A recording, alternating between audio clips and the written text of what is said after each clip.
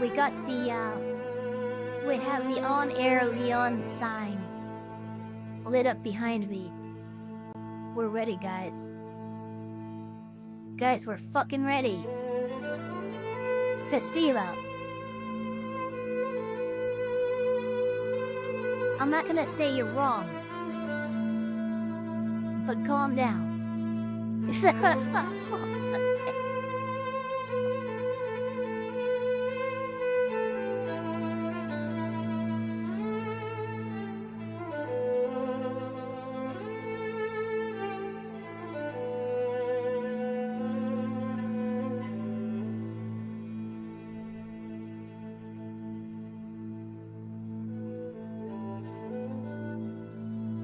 Gotta get that pop-out chat going.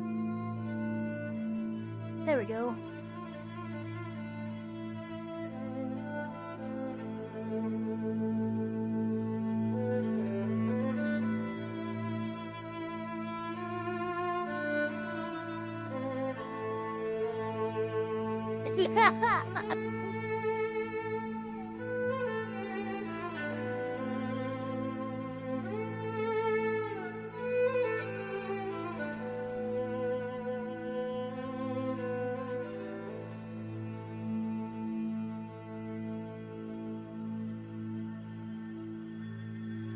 Now what have I told you about playing nice with the other kids?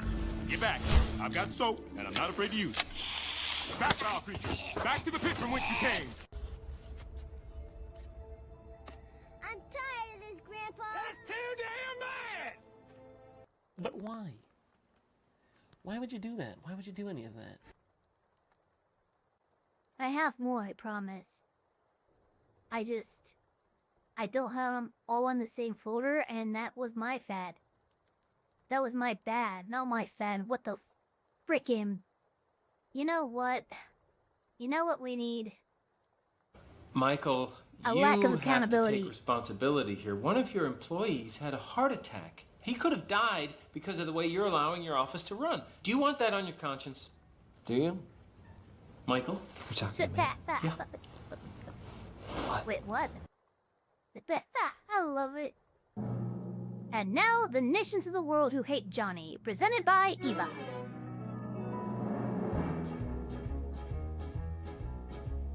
United States, Canada, Mexico, Panama, Haiti, Jamaica, Peru, Republic Dominican, Cuba, Caribbean, Greenland, El Salvador, too, Puerto Rico, Colombia, Venezuela, Honduras, Guyana, and still Guatemala, Bolivia, then Argentina, and Ecuador, Chile, Brazil, Costa Rica, Belize, Nicaragua, Bermuda, Bahamas, Tobago, San Juan, Paraguay, Uruguay, Suriname, and French Guiana, Barbados, and Guam. Norway and Sweden and Iceland and Finland and Germany now one piece. Switzerland, Austria, Czechoslovakia, Italy, Turkey and Greece. Poland, Romania, Scotland, Albania, Ireland, Russia, Oman. Bulgaria, Saudi Arabia, Hungary, Cyprus, Iraq and Iran. There's Syria, Lebanon, Israel, Jordan, both Yemen, Kuwait and Bahrain. The Netherlands, Luxembourg, Belgium and Portugal, France, England, Denmark and Spain. India, Pakistan, Burma, Afghanistan, Thailand, Nepal, and Bhutan, Cambodia, Malaysia, then Bangladesh, Asia, and China, Korea, Japan, Mongolia, Laos, and Tibet, Indonesia, the Philippine Islands, Taiwan, Sri Lanka, New Guinea, Sumatra, New Zealand, then Borneo, and Vietnam, Tunisia, Morocco, Uganda, Angola, Zimbabwe, Djibouti, Botswana, Mozambique, Zambia, Swaziland, Gambia, Guinea, Algeria, Ghana. Burundi, Lesotho, and Malawi, Togo, the Spanish Sahara is gone. Niger, Nigeria, Chad, and Liberia, Egypt, and Nina, Gabon, Tanzania, Somalia, Kenya, and Mali, Sierra Leone, and Algeria, Dahomey, Namibia, Senegal, Libya, Cameroon, Congo, Zaire, Ethiopia, Guinea-Bissau, Madagascar, Rwanda, Myanmar, and Cayman, Montana, Abu Dhabi, Qatar, Yugoslavia, Crete, Mauritania, then Transylvania, Monaco, Liechtenstein, Malta, and Palestine, Fiji, Australia, Sudan. Say, let's pretend this grain is a puny little ant. Did that hurt? Nope. Well, how about this one? Are you kidding? How about this?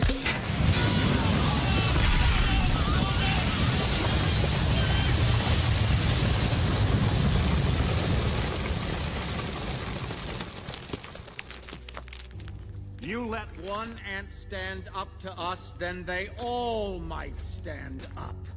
Those puny little ants outnumber us 100 to 1.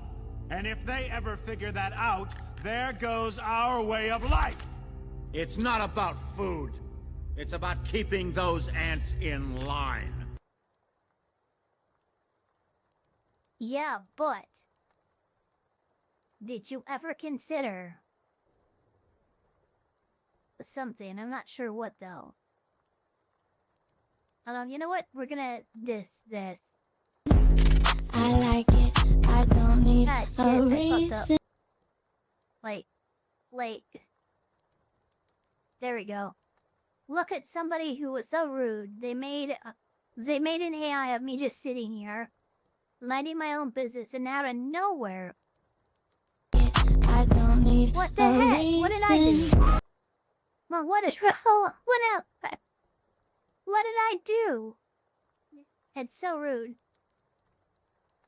It's okay. Are those hickeys? Did the wizard you're dating give you those? Oh, yeah. Turns out they're a necromancer. How are things going with the necromancer you're dating? It's getting pretty serious. They said they want to raise a family with me. Wow, that seems really fast. Yeah, it should be. They're buried pretty close together. So the bodybuilder I'm dating? Bodybuilder? I thought you were dating a necromancer. Isn't that what I said? You should see their deadlifts.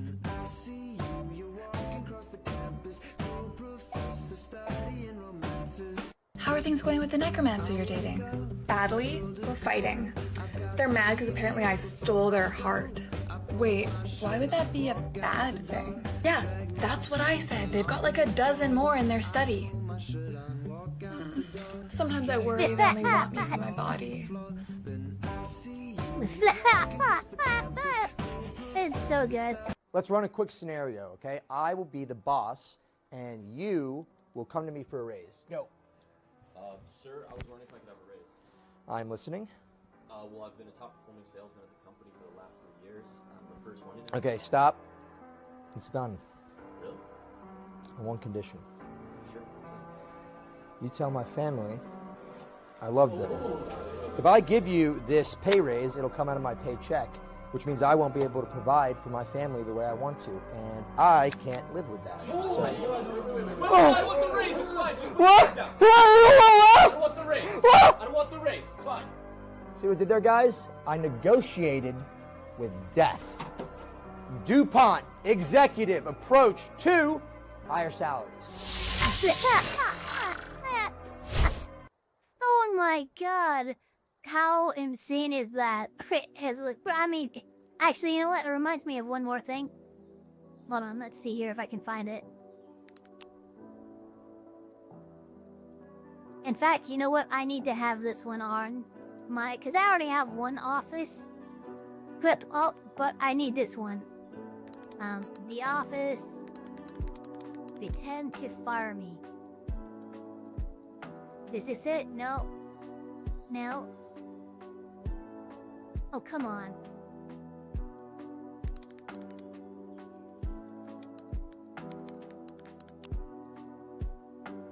Okay, oh, I'm not alone. Oh, no, I'm not. Oh my gosh. I'm trying to break. There it is.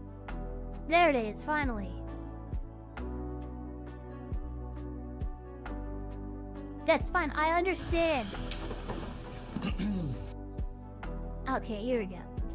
Here we go. Jesus, it was really like concern for me. It thought that I wanted to end it all, and I'm like, no, I just want a funny clip. That's all, I promise. It's not what you think it is.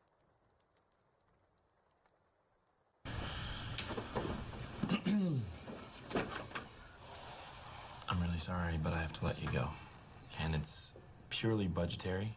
It's not personal. I'm gonna kill myself! Wow. I'm going to kill myself! It's your fault! That is so freaking good. Oh my god. Holy crap, this every time. Oh geez, could you imagine if somebody did that? You like, hey, it's purely budgetary. It's nothing personal. I'll write you a glowing recommendation, and they just react that way. Anyway, everybody, welcome to the chat. This is Elfpire Reacts. We're going to say hi to some of our buddies here in chat. Those buddies being Magma Fox, JP Ravenfire, Meteoric, Festiva, Death the Goat, Chicken Misa, and Ike 13D, a Lime Green Toint, that's an amazing name, Daybreaker Rain, Potato Tactics, Malfeasant Amalgam, welcome, Project, and Astro Cataclysm. Welcome. We have a lot of things to be reacted to today, so we're gonna start doing that before I do it to you. You snuck in, but I saw you. No, Miscarriage, you did. Oh, thank you, Douglas Diaz, for the 1 gifted Elfpire membership. Patrick Bowser, get on in here. Welcome to Thane. There's room in Night Court for more Thanes. Ralph 6555, welcome. JCL Productions 2004. Hey Elf, guess what? I'm back. You know what that means. Brace Lanesh. What?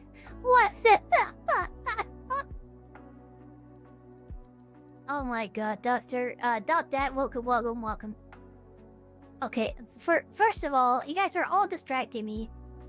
I had things to do. We were reacting to things. We were being very cordial and on time and everything.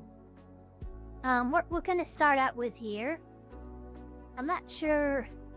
I mean, I imagine it's gonna show it in the video, so it's not a big deal. But we are going to start out with the Karen Reed trial closing arguments. This is from attorney Larry Foreman, aka the DUIGuy. And this is one of 2 videos that we're going to be watching today on the same topic, Karen Reed trial closing arguments. This first one is there was no collusion.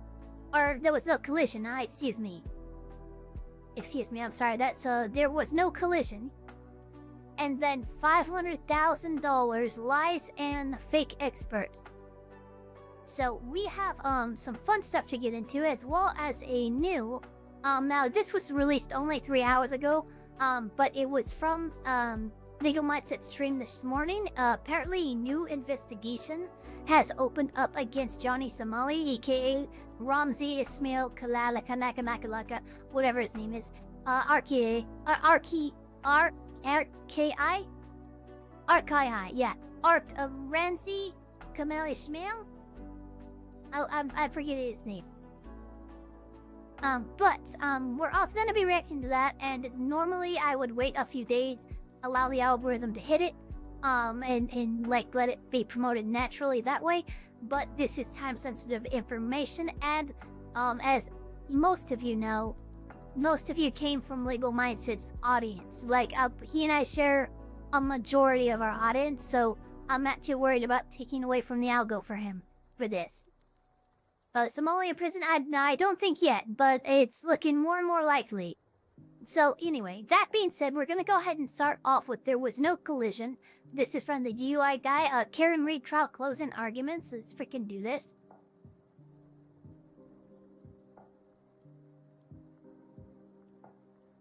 There we go, and there we go.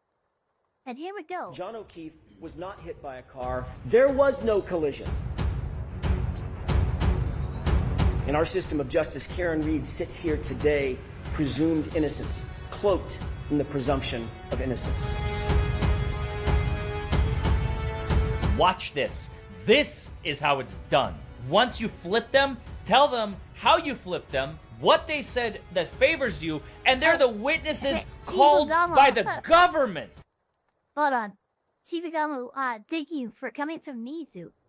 Did you come from the autism episode last week? It's just a question. Listen, this is incredible. Alright, it sounds like it's a good,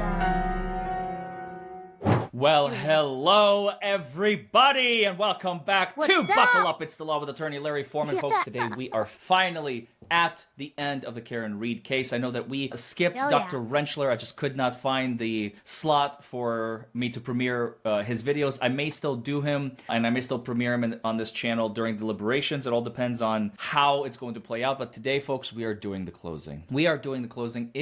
I cheated a little bit. I already listened to the closing. How could I not? I mean, how could I not? It literally just ended 3 seconds ago as of the recording of this video. Jackson said his final words. Brennan, as I'm recording this, Brennan is giving his closing, but who cares about his closing? I have zero interest in listening to Brennan. For those who don't know, for last week I showed up on Mizuhanaoshibe's stream. And we were doing court review and stuff like that. I've just been around since the whole Cinder thing. Ah, gotcha. But no, last week I did, we're doing this once a week thing. Is Karen Reed's case still on verdict watch? I think so. I checked earlier this morning, and I think, the court was just opening, and they're still on verdict watch. I could be wrong, though. And give his closing. I'd much rather give you guys content, and I'm going to do Jackson's closing. It's probably going to be in 4 parts. I suspect it's long. It's about an hour and 20 minutes. So I'll break it up into about 20-minute chunks. 20-minute manageable chunks plus my commentary, so about half an hour per episode. Buckle up, folks. That's pretty good. Buckle up, because we're about to go on a journey together. Over the next 4 episodes on my channel, which are going to premiere today and tomorrow at 4 and 7 p.m. Eastern. Parts 1, 2, 3, and 4. Brace yourselves. This has been the best closing argument I think I have ever heard in my entire life. Let's go. Oh, and before I forget, if you have not checked out our members-only content, go check it out. Membership started 99 cents for an intern. Do it. And so you can check out all of the content that we have under the paywall. And most of it is going to be Diddy at this juncture. There was no collision. Like, subscribe, do all the stuff. There was no collision. There it is. There was no collision. I want to take a minute to start off with thanking you. I want to thank you for your attention. I want to thank you for your patience. I want to thank you for your diligence. This is not an easy undertaking.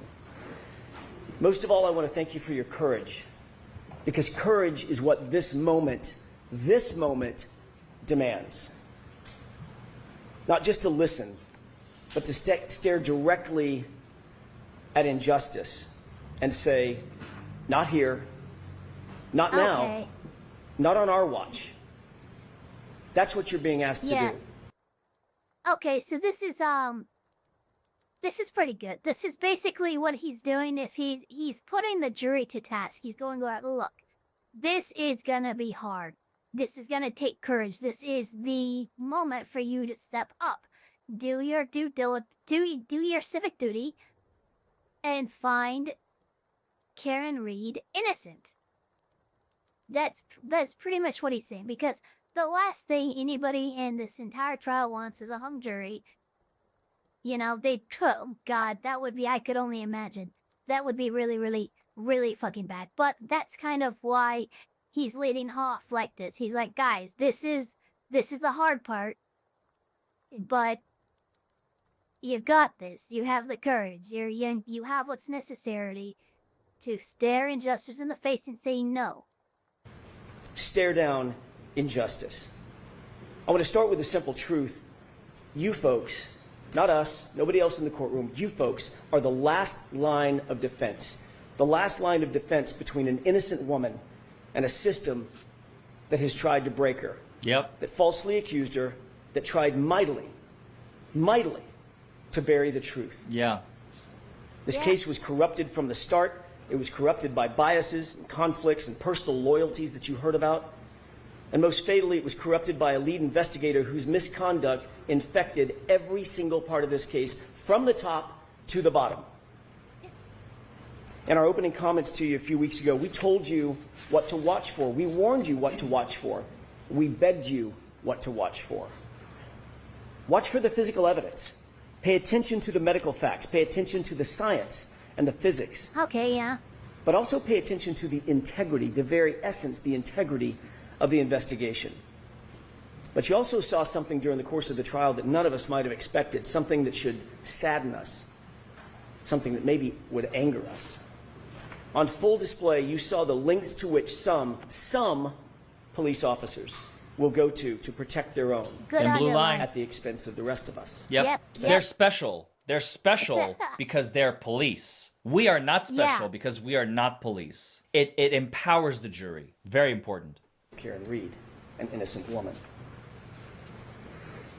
Before we examine the evidence in the case, which we will do, we need to understand the very foundation of the entire system of justice in which we operate. It's the bedrock on which this entire system is built. Reasonable doubt. This isn't just a technicality and it's not a slogan. It's a constitutional shield that protects the innocent and prevents the government. No, you think, that's actually real quick. Life had just said, oh no, not a corrupt lead investigator. You think corrupt prosecutors are bad? Absolutely. A corrupt investigator, an investigator doing things for favors to propel their career, for doing anything other than finding the facts, is perhaps far more dangerous than a corrupt prosecutor. Government from punishing without proof.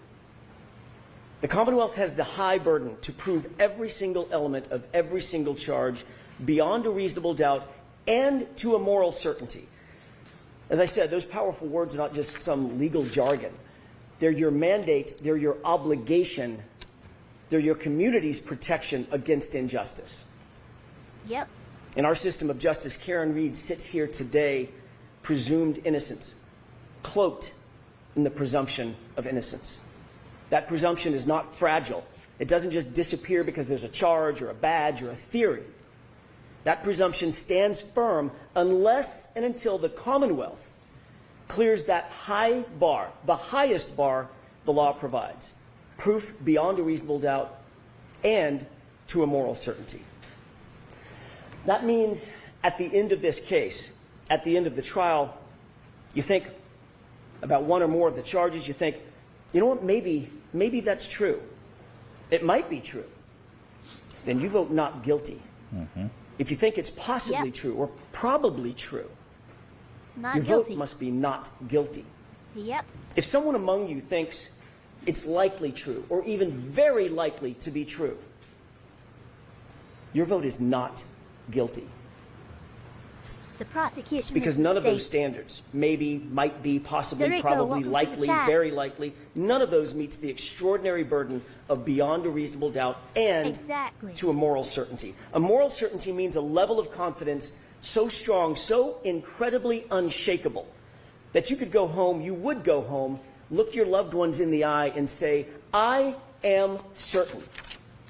Not probably, not likely. I'm morally certain, and my certainty... Yeah, something that you would not, if you made this decision and condemned this person to this, you are so certain you would not lose a week of sleep over your decision to condemn or to vote this person guilty, because that is how overwhelming the evidence was in the affirmative to the charge. Remains unshakable. The law defines moral certainty as the highest level of certainty known in all human affairs. Yep. Think about that. You must be that certain about the entirety, not part of, the entirety of the Commonwealth's case. As we discuss this case, you'll see that the Commonwealth comes nowhere near, nowhere close to reaching that extreme burden of proof. Mm-hmm. Ladies and gentlemen, on January 28th, 2022, it was a Friday night. John O'Keefe and Karen Reed made plans to meet up with friends, go out for drinks. By the way, I just want to point out, I love the fact how Jackson gives like this intro of like what to anticipate, where you're gonna, it's kind of like a roadmap. There was no collision. You guys get it. It's a high burden. They haven't met it. You are empowered. You have the power. Now let's talk about the case. Now he goes about the chronological, the best way to tell a story is chronologically, and he's doing exactly that. We saw through video evidence and eyewitnesses that they were affectionate, they were loving, they were in good spirits throughout that evening. They started off at C.F. McCarthy's, which you've heard about, and eventually made their way over to the Waterfall Bar and Grill. When they got there, the Albert family They were already there, and they were already drinking. The Albert family, it's been established as a very well-known family in Canton. They've got quite the reputation. Brian Albert was at the waterfall, a longtime Boston police officer. His wife, Nicole Albert, was there. She was with him. His brother, Chris Albert, who was a Canton board selectman, he was there. His wife, Julie Albert, their daughter, Caitlin, and his sister-in-law, Jennifer McCabe, whom you... No, Jeff, he isn't fire, no. It was a good day. And really what, it was the best of days. For those who don't know, that's a total fucking... There's an inside joke from the Sarah Boone trial. met, and her husband, Matthew McCabe, whom you did not meet. Well, we did, but they didn't. They were all there drinking before John and before Karen ever arrived. But also present at the waterfall that night was Brian Albert's friend, Brian Higgins. We know that he had a romantic design on Karen. And let me preview this for you since I've seen it already. Jackson, in a brilliant move, pins everything on Higgins. Rather than trying to call it a conspiracy and trying to like create this narrative, you will see he pins everything on Higgins. And it gives the jury the scapegoat that they need. Higgins never testified in this trial. They never heard from Brian Albert. They never heard from Matthew McCabe or Allie McCabe or Colin Albert. They didn't hear from any of those people in this trial. So to them, they're all ghosts. They're all phantoms. It's fantastic. It's perfect. This is literally what I envisioned. That becomes an incredibly important fact as we discuss the facts of this case. As the bar was closing around midnight, the Alberts invited everybody back to their house. They wanted to keep the night going. But the evidence revealed something interesting, that the invitation to John O'Keefe appears to have been for a different reason. Are you coming? An alternate reason.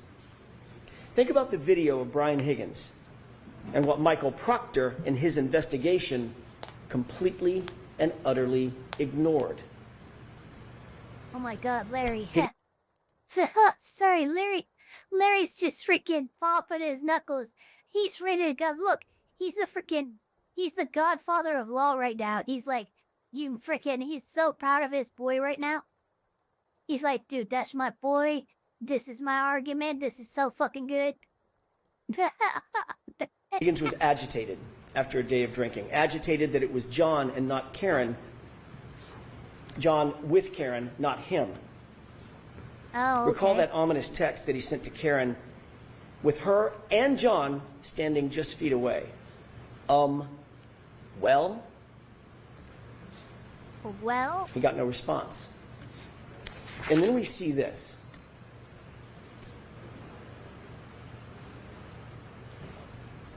What do we see? What do we see? That's what Brian Higgins was confronted with following his well text. What of all things starts going through Brian Higgins' mind? Where does his mind go? What is he thinking about after seeing this, after witnessing this? He shows you. And if Michael Proctor had been the least bit interested, this video would have shown him too. Take a look.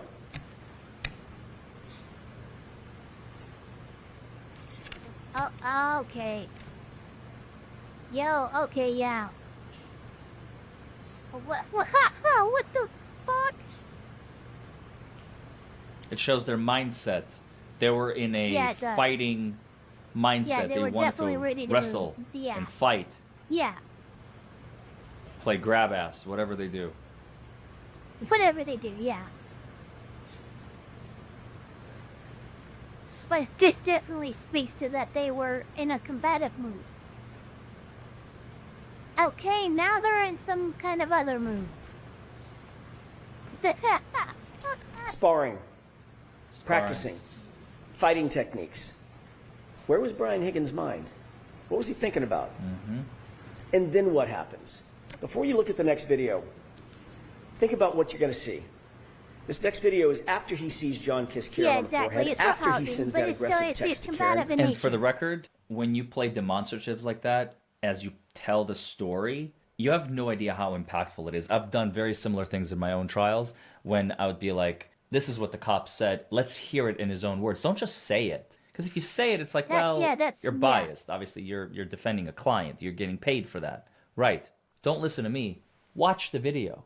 And They're his words. Yeah, right, that's smart. Yeah, yeah, that's very because that happened. I very don't just have to impactful. believe you. I Very, now very. saw it this again. blah, blah, blah. It reminded me. It's very powerful. Very stuff. impactful. Standing just feet away. Watch closely, and this is what you're going to see. This is what Michael Proctor and his investigation completely ignored. Higgins is very clearly upset. He's agitated. Chris Albert tries to control him, tries to talk to him, calm him down perhaps. Chris forcefully grabs Higgins' arm. You'll see that in the video that you're about to watch. It appears that Chris is trying to calm him down from something. Brian Albert's standing right there with the other two men, but Brian Higgins is having none of it. He appears to be hyper-focused on one person and one person only, John O'Keefe. In an instant, Higgins angrily jerks his arm away from Chris. Higgins rubs his brow, and he directly gestures at John. A gesture that looks a lot like, let's step outside. Let's go outside. Oh, does it? But John looks at him, takes a swig of beer, completely ignores him. Take a look. All right, let's see it.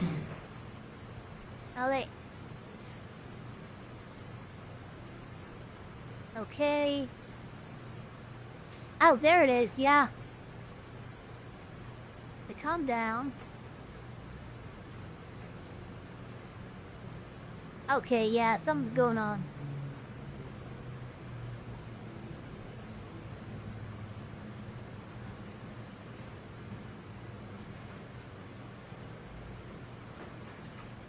Maybe. When looking at it right now.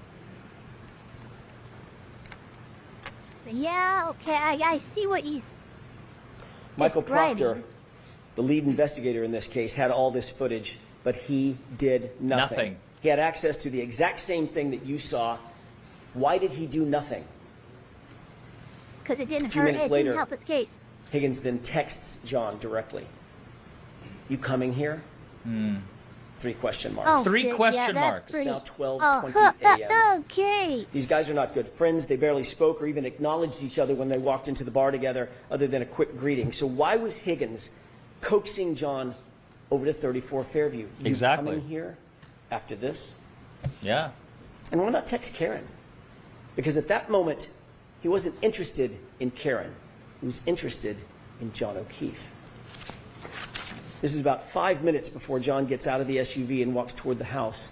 About 5 minutes before Karen sees him alive for the last time.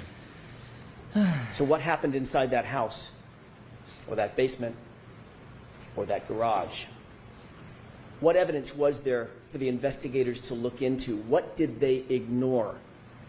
Laceration over John's right eyelid, black eyes, a large dog at the home, an obvious dog bite on John O'Keefe's right arm, a head injury from falling backward onto a hard surface, alleged surface, a text from Higgins, one of the last people to ever communicate with John O'Keefe. You coming here? Those words now echo in the wake of John's death. That's damning. But Michael Proctor, he didn't listen. That dispatcher. When John whooping didn't me come up. back outside, Karen, very oblivious to what had happened, thinking she was just left alone in the car, out in the cold, in the middle of the night, she got frustrated and she drove home. She arrived back at home, and her Wi-Fi connected to John's, her car or phone connected to John's Wi-Fi at 12:36 a.m. It's an important time, 12:36 a.m. She left John voicemail after voicemail after voicemail. He was unresponsive. He didn't pick up a single call. He didn't respond to a single text. The longer he didn't respond, the more upset she got. Her voicemails reflect that frustration after the fact. Very important. That's the frustration that you hear in her angry voicemails. She uses harsh words and foul language. She's obviously upset. She's obviously irritated because he didn't come back out of the house and he wasn't responding. But Karen did not know what you know. She didn't know what the investigators should have known. She didn't know what was happening with Higgins and Albert and with her boyfriend, John O'Keefe. When he didn't come home at about 5 a.m., Karen went looking for him in a panic. As you know, her worst fears were realized when she found John beaten, battered, bloody, and left in the snow in Brian Albert's front lawn. At 6 a.m. when Karen found John, you heard about the scene. It was described in detail. It was chaos. To use Mr. Brennan's word in his opening statement, it was bedlam. The screams for help by Karen, the yelling and the hollering, ambulances, emergency lights, fire engines, ladder trucks, paramedics, patrol vehicles, patrol officers, all of them swarming all over the lawn just under Brian Albert's bedroom window. And of course, as you learned during the course of this trial, Brian Albert, a sworn peace officer, a first responder trained in being a first responder, never came out of the house. Never went outside to help a fallen fellow officer who was laying on his own property. True. Never came out. Yep. And you learn through the undisputed evidence that the lead investigator, Michael Proctor, for his part, never went into the house. The Commonwealth has struggled to try to prove that John O'Keefe ended up in Brian Albert's front lawn because he was struck by a vehicle. They have failed. Miserably. They cannot and they will not ever be able to prove that John was struck by a vehicle beyond a reasonable doubt and to a moral certainty, because the science does not lie, the medical evidence does not lie, the physics do not lie. Their investigation was flawed from the start because their investigator was corrupted from the start. Yes. By bias, personal loyalties. Folks, they cannot prove a collision. John O'Keefe was not hit by a car. There was no collision. JP Ravenfire, if you're wondering the definition of bedlam, it basically means like confusion or like an uproar, like a scene where someone would be like, order in the court. There's bedlam in the court. That's what bedlam means. So the scene that was right under this person's window was bedlam. It was absolute chaos. Let's start there. I want to take a minute to discuss the actual science, the actual physics, and the actual medical evidence that was presented in this case. The science, it's an old saying, is known as the silent witness. It doesn't lie, it doesn't forget, and notably, it doesn't take sides. Yeah, no, that was actually incredibly... If there was no collision, like, what are how we doing often... here? Yeah, exactly. Sorry, real quick, how often do you ever hear the term bedlam used? Like even in court. In order for there Wasting to be your a time. collision, there has to have been an impact site. The vehicle had to have struck John. Closing argument. Period. Yeah, of course. I want to remind you of some of the most important testimony in the entire case, and it comes from the Commonwealth's own medical expert. By the way, that is the most powerful thing you can possibly do. Remember I was telling you guys that they were flipping witnesses to the defense? Government witnesses were turning into defense witnesses in the middle of that's trial? amazing. Watch this. This is how it's done. Once you flip them, tell them how you flipped them, what they said that favors you, and they're the witnesses called by the government. Listen, okay, yeah, this that is is pretty incredible. Irini Scortibello, the Commonwealth's medical examiner, someone governed by law to make these decisions. We know that a person struck by a vehicle suffers massive trauma, broken bones, fractures, soft tissue damage, torn ligaments, contusions, soft tissue injury, severe tissue injury, crushing blows. None of that was present with John. Nope. None of it. None. Not anywhere on his body, including his right arm. Not one bruise. Nothing. The fact is, the injuries are not from a vehicle impact. Not his head injury, not those scratch and bite wounds. Not a single medical expert. Think about this. Yeah, the not scratch a and bite single will down. medical Let's think expert about that for called a second. They were hit by a car and somehow got scratch and bite wounds. I mean, I didn't realize that this person lived in fucking Silent Hill and the fog came in and the earth opened up and tried to eat him when he got hit by the car. by the defense or called by the Commonwealth has testified that John was hit by a car. Yep. Not one. Not one. Think about the irony. Not That's pretty insane. one. That's not just Not significant. thorough car, yeah. It's literally the most important point in the entire trial. Listen again to Dr. Scortibello's words. Question. You did not include in your autopsy, in any fashion, any discussion of whether Mr. O'Keefe's injuries were consistent with a motor vehicle accident. Did you? Answer. No, I did not. Well, She there told go. you, quote, I did not see any evidence of an impact site. Oh, end quote. That's their witness. John's body. The Commonwealth's own medical examiner, Dr. Scortibello, performed the autopsy. She did it personally. She's the only one to have personally examined John's body, and she found no evidence of an impact site on his entire body. There you go. That's wild. That in and of itself is reasonable doubt. You don't need anything more. The Commonwealth's case is done. It's cooked. Yeah. Their own experts said there is no evidence Wait, of a did he just collision. I'm sorry. No evidence. I'm sorry. Wait a minute. Did he just say their argument is cooked in a closing argument in courtroom? I'm sorry. We got to hear that one more time. That was amazing. I'm not at all disparaging or disagreeing with the term or the use of it in this manner. I'm just amazed to hear that used as an actual vernacular in court. Their own experts said there is no evidence of a collision. No evidence of an impact. Their own experts need anything more. The Commonwealth's case itself is reasonable doubt. You don't need anything more. The Commonwealth's case is done. It's cooked. He freaking did it. He actually fucking did it. Holy shit, that's so fucking great. This is the best thing I've ever seen in my life. Their own experts said there is no evidence of a collision. No evidence of an impact. Collusion, yeah, collusion. Yeah, if you want to know what an impact looks like, That was almost a Freudian slip. That was actually kind of cool. He almost said something like, there's evidence of collusion. There's not evidence of collision. take a look at this. This is what a body looks like after being struck by a car at 25 miles an hour.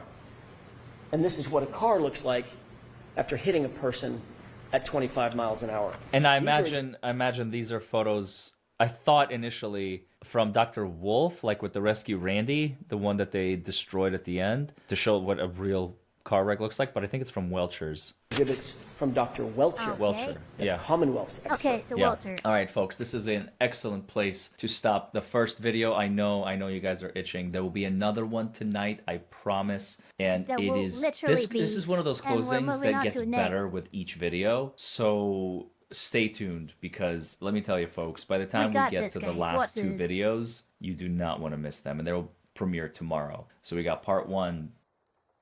Well, we already have, I believe this one, also 3 days ago, $500,000 lies and fake experts. Can read trial closing arguments. I'm pretty sure this is it.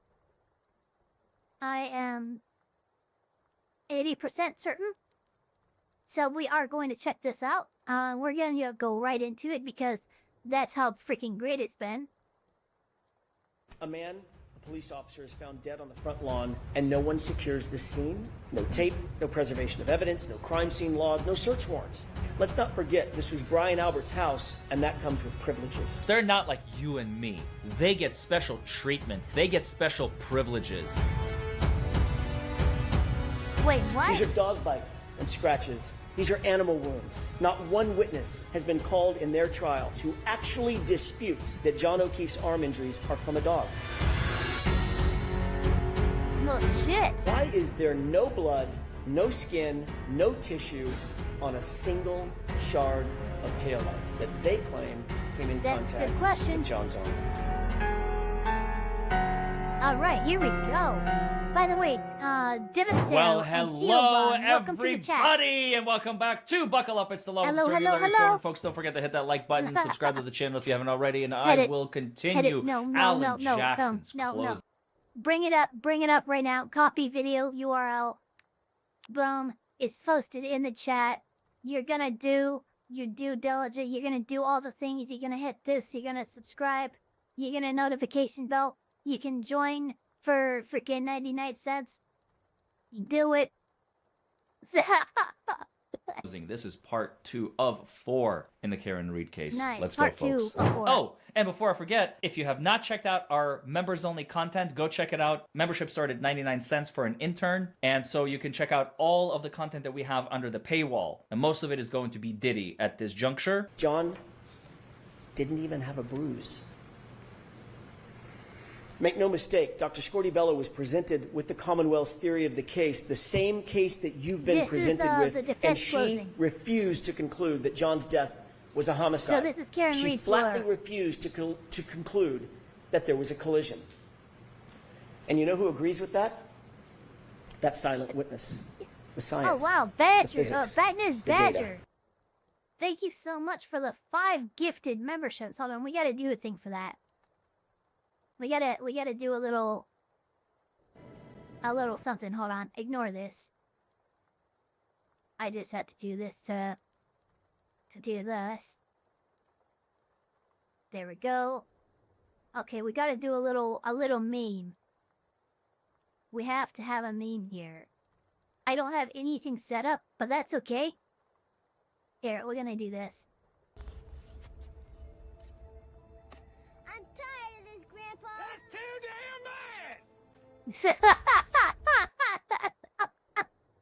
There we go. Well, thank you so much, everybody, for the memberships. Thank you so much.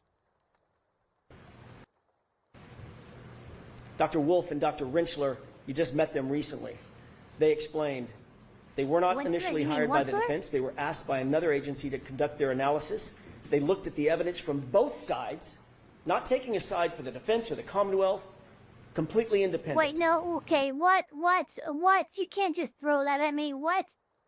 Mr. Gamer, first, welcome to the chat as well as Potato Tactics, but you just say Eva R. Kelly overdosed in prison and was hospitalized. Is this real? Did this actually happen? Or are you pulling my chain? What the hell? Oh, hold on, R. Kelly. I'm just gonna type that in.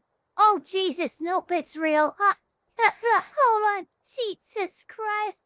Hold on, I'm gonna show you guys. Oh my God, I can't believe this is real. What the hell? I was joking. So I just typed in R. Kelly, right? That's all I did. That's literally all I did. And it says, R. Kelly rushed to hospital after overdose. Claims prison officials gave him near lethal dose of medicine. R. Kelly now claims he suffered an overdose requiring immediate medical attention after taking pills given to him by staff while in solitary confinement. So yeah, this actually happened. Spent 2 days in a North Carolina medical facility over the weekend after he claims he suffered an overdose from medications provided by prison employees. Garrett prison's officials administered an amount of medication that significantly exceeded a safe dose and caused... Oh shit, so they're actually... No, this isn't just R. Kelly alleging this. This is like them saying it. Was that maybe from his lawyer? Takes medication for anxiety and to help him sleep. Dude, he's in prison. I'm sorry, but anxiety medication when you're in prison I'm sorry. I can't feel bad for you. I just can't. I'm sorry. I really am. Alright, let's continue this. There we go.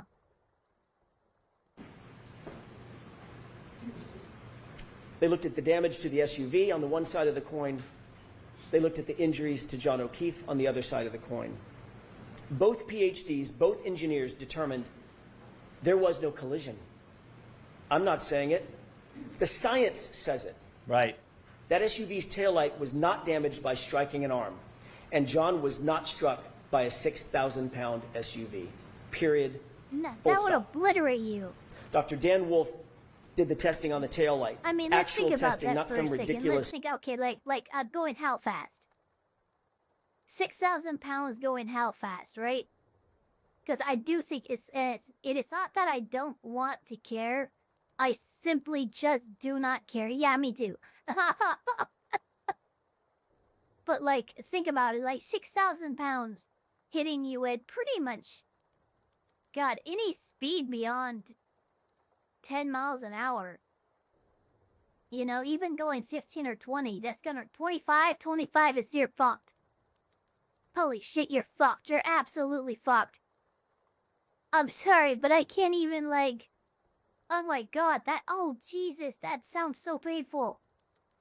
like I can visualize speeds pretty well. 25 miles an hour, 6,000. Jesus Christ. Summon, yeah, that that multiplies for body impact. Yeah, because oh God. Yeah, he's not just coming away with some light bruising and shit. No, that's contusions, that's broken bones, that's freaking fractured bones, that's all kinds of stuff. Blue paint kindergarten project. He did lab testing, he did field testing, he did data testing, actual impact force analyses. In every single test at every single speed, the taillight damage was inconsistent with striking an arm. In every test, the taillight damage was inconsistent with damaging the shirt, the sweatshirt. Remember that severe internal damage to Karen Reed's taillight. Not just the outer lens. The internal diffusers were completely smashed. Huge. Completely shattered. ARCA testing established that all the internal components of every single test taillight, especially the diffusers, remained completely intact. Remained completely intact at 29 miles an hour. They remained intact, and yet here, 29? gone. How is that even possible? Oh, if somebody came in and plucked it away. Oh, silly me. Conversely, on Karen's taillight, oh shit, the diffusers were almost completely gone. Folks, understand something. If any part of that diffuser portion of the taillight is broken, there is no light.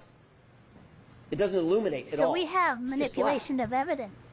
Let's take a look at a couple of photos. That's what we have. At 5:07 a.m. at One Meadows. Motherfuckers. That's the photograph on the left. What do you notice about the right taillight? It's completely It said 25 illuminated. the first time, but probably during tests. So what happened? So I'm guessing what happened is the actual impact was alleged to be 25 miles an hour. During testing, they probably overshot that amount and went to 29 just to account for any margin of error in the math or anything like that. Because again, beyond a shadow of a doubt is a hard standard to establish. So you're going to want to go above and beyond. Shinobu Tezuka, welcome to the chat. But, yeah,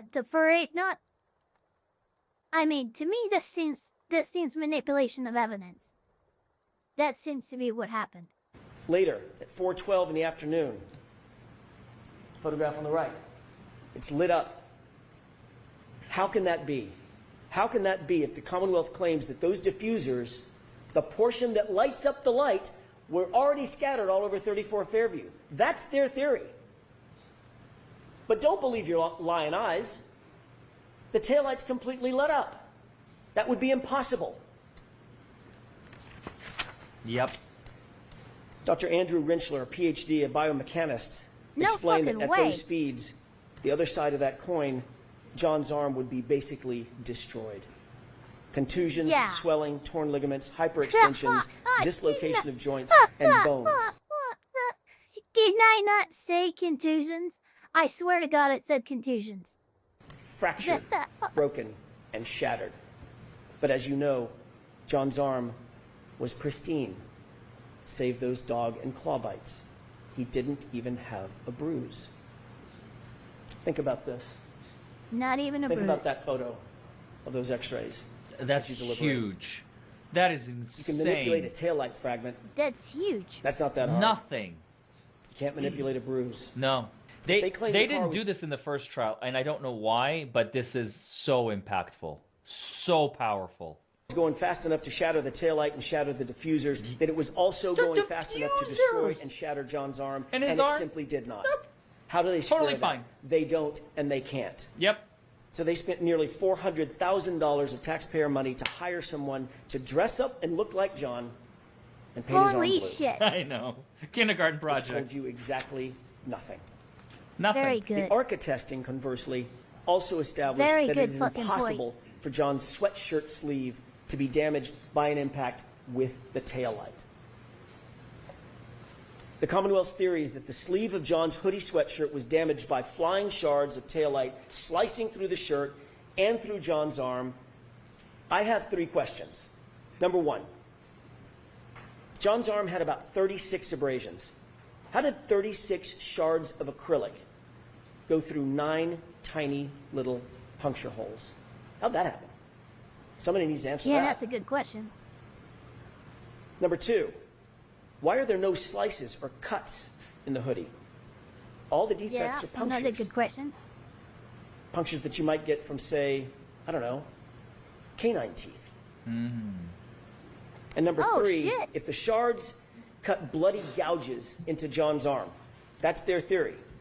Why is there no blood, no skin, no tissue on a single shard of taillight that they claim came in contact with John's arm? The Commonwealth cannot answer a single one of those questions because John's arm Nice. was not impacted by the taillight. It doesn't make sense simply because it didn't happen. It didn't happen. There Compare you and go. contrast the ARCA experts and their actual testing to Judd Welcher. He came to you in the Commonwealth's case in chief, and he told you that for the better part of $500,000, he'd come in and testify that John was tall enough to touch the taillight with his elbow. That's it.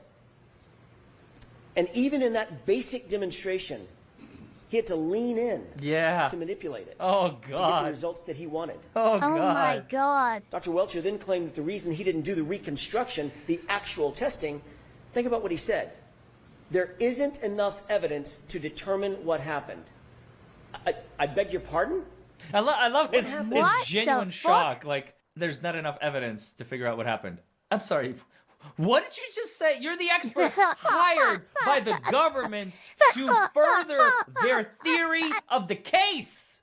I don't know what happened. I wasn't there. I don't know what do you want happened, from me, man. I just, a it's not hired nothing. gun? It's not up Wire there. for hire.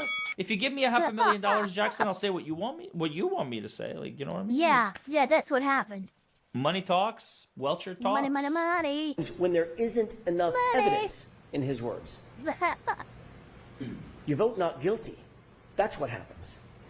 Yeah. That's out of yeah, his mouth. absolutely. Not mine. Mm-hmm. The Commonwealth also used the same company, Aperture, to try to establish a time of a collision that never occurred. The Commonwealth called Shannon Burgess, the supposed expert from Aperture. Supposed. There is a cardinal sin for experts, folks. A cardinal sin. It's called confirmation bias. It's when you decide Yeah. to change your opinion to fit a theory. Yeah. The most important takeaway from Shannon Burgess' testimony was how brazen, how shameless he was in trying to He change did. the He data literally- to try to suit the Commonwealth. Yeah, Remember it Mr. was said Burgess- before. I'm sorry, remember Mr. Brennan's opening statement. He made some promises to you. He said, this case is about the data. He stressed it over and over again. They've had 3.5 years to get this right. The Commonwealth has had this case for 3.5 years to get it right. So his top expert, Dr. Welcher, prepares a report. And that report says that John O'Keefe was struck by Karen Reed's SUV at 12:31:38. Note that time, 12:31:38. 12:31:38. Gotcha. He was struck, he was immediately incapacitated, he was immediately unconscious. So says Judd Welcher and the Commonwealth's theory. But there was a huge, huge problem with that. What a blunder.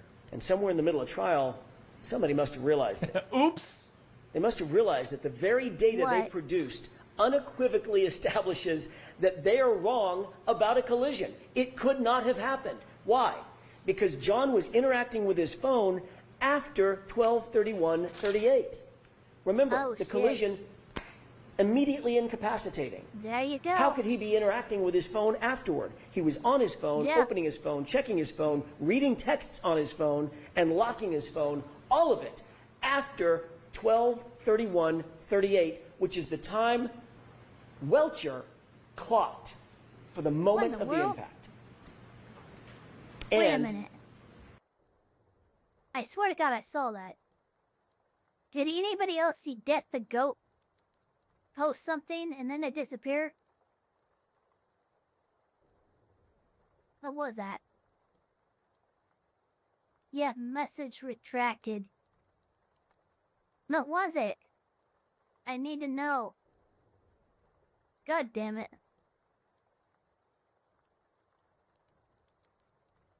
It won't tell me. I don't want you to repeat it because you'll get freaking auto banned or something. So don't repeat it, it's fine. I'll just have to live with not knowing. He was taking steps and walking with that phone after 12/31/38 also. That's what their own data showed, and it devastated their case, and it devastated that false theory. There must have been panic, I'm guessing, in the room. What do we do now? The data shows John wasn't struck by the car. What do we do? I love how, Yeah, how he whoopsie, paints the poopsie. picture. Like they're panicking. Like, oh my god, our theory just went out the window. What are we gonna do? It's amazing. I love it. So they decide to double Burgess. down? Enter. Question. Can you believe him? Can you believe Mr. Burgess? He came up with a brand new story right in the middle of trial. You might ask yourself, would an expert actually say something he knows not to be true? Oh, that's right. Would an Okay, that's expert- right. You right said, price. okay, now I remember.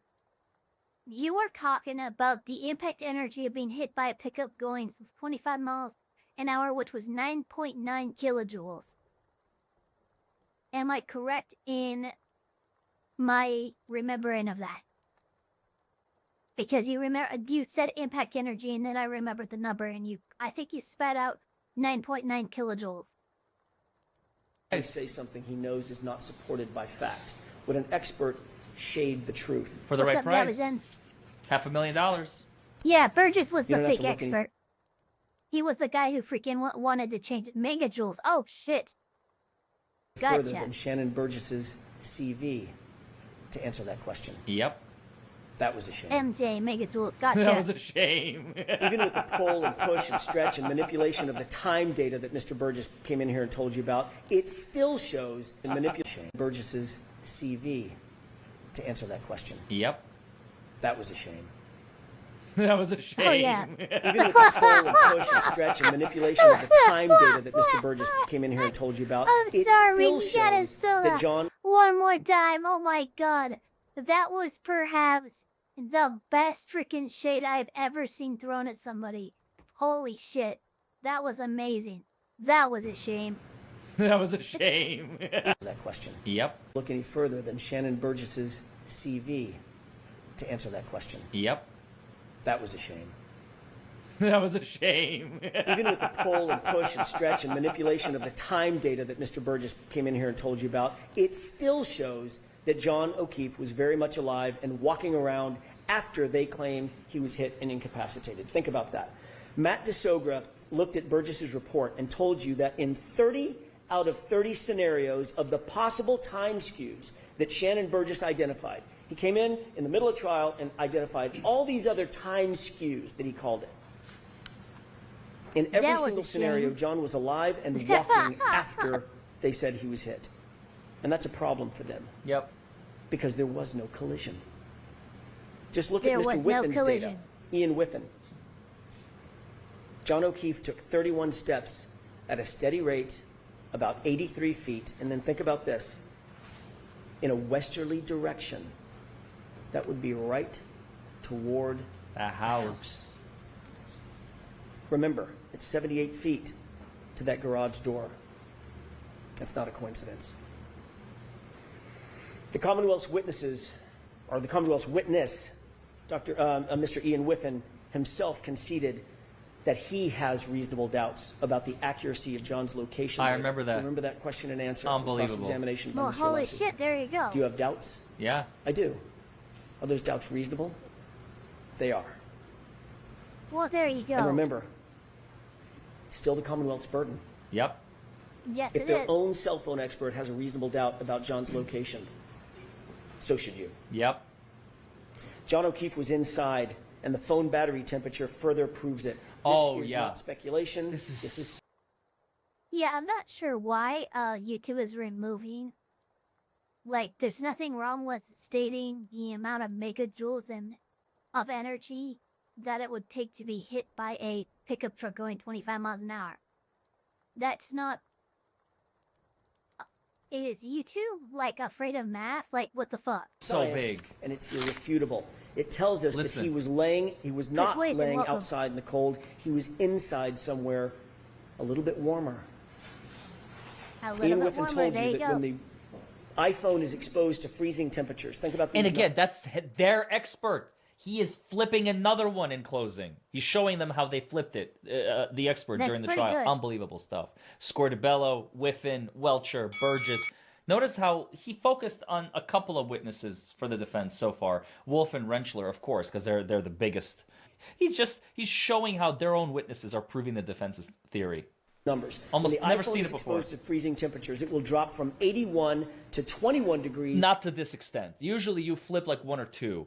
Not every single one. In 15 minutes. Like here. 15 minutes. That's a 60-degree drop in 15 minutes. Now look at John's phone. It was laying, according to the Commonwealth, it was laying directly on frozen ground. He arrived at 34 Fairview and his phone dropped only 20 degrees over the course of an hour. Then inexplicably, it That stayed doesn't make steady. sense. Never dropping below 50 degrees for the next 4.5 hours. Never dropping below 50 Yo. degrees for the next 4.5 hours. Basically, through the entire night. That's not possible. He was not outside. Yeah. He was someplace warmer, like a basement or a garage. Dr. LaPosada confirmed that John O'Keefe did not have hypothermia. No telltale signs, Oh, gotcha, no Jessica. telltale No worries. Wisniewski spots, no frostbite on any extremity. He did not die of hypothermia because he wasn't outside. Dr. Isaac Wolf, No good. You guys are good. Dan Wolf, Elizabeth LaPosada, Judson Welcher, Andrew Rentschler, all agreed. Every expert agreed.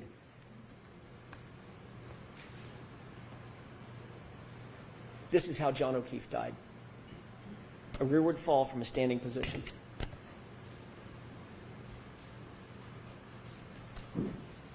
What could make you fall straight back like that? Let's just think about that for a second. What could make Being you fall pushed. from a standing position as Judd Welcher just showed us? Standing up, falling straight back. Add a laceration to the right eye consistent with a fist or a punch. Oh shit! Yeah, if you were And you've got socked your right answer. in the face. Yep.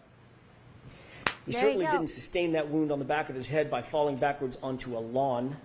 Avenged. Dr. LaPosada Welcome. told you that the patterned injury on the back of John's head could only be produced by hitting a hard, ridged, or ledged surface, like a concrete stair or step. What's just through that garage door? Michael Proctor never stepped down in that garage to find out. What a shame. Because he didn't care. Yeah. It didn't And fit look his at the arm. narrative, so he skipped Just it. look at John's arm. You don't need the top experts in the country, but you had them. You don't need the top medical minds on the planet on this issue, but you had them. Wow, that was good. These but are you dog had him. bites and scratches. These are animal wounds.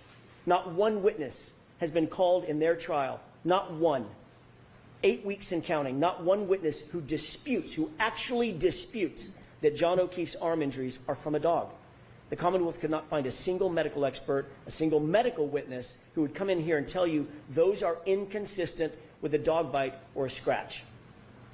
And it's equally clear that there Yeah, I mean, was I could- no collision. And it's I equally could probably bring my dad in real quick. Again, he was a vet tech for a hot minute. I guarantee you he's gonna say those are injuries consistent with dog bites. It's exactly what the fuck he would say. clear that there was no collision. Dr. LaPosada told you in probably the clearest voice in the entire trial. You remember her testimony. He didn't get hit by a car, in her words. He just didn't get hit by a car. You remember the question that was posed by Mr. Brennan, did you consider the speed of the vehicle? And she said, speed didn't matter, because he didn't get hit by a car. She repeated it 3 times because it's true, not just because she says so, but because the medical evidence proves it. The medical science proves it. Yep. There was no collision. Dr. Rentschler told you unequivocally and just as firmly he didn't get hit by a car. The Commonwealth has not met their burden. They cannot meet their burden. The Commonwealth hasn't called a So why do single they keep medical pushing so professional, hard? not one, to testify that John's wounds came from being hit by a car. Not Dr. Scortabello, not Dr. Isaac Wolf.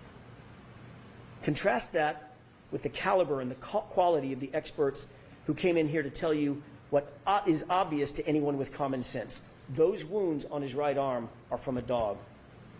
This was not an oversight by the Commonwealth. Nope. It's just that there is no one out there, no matter how big a check you write.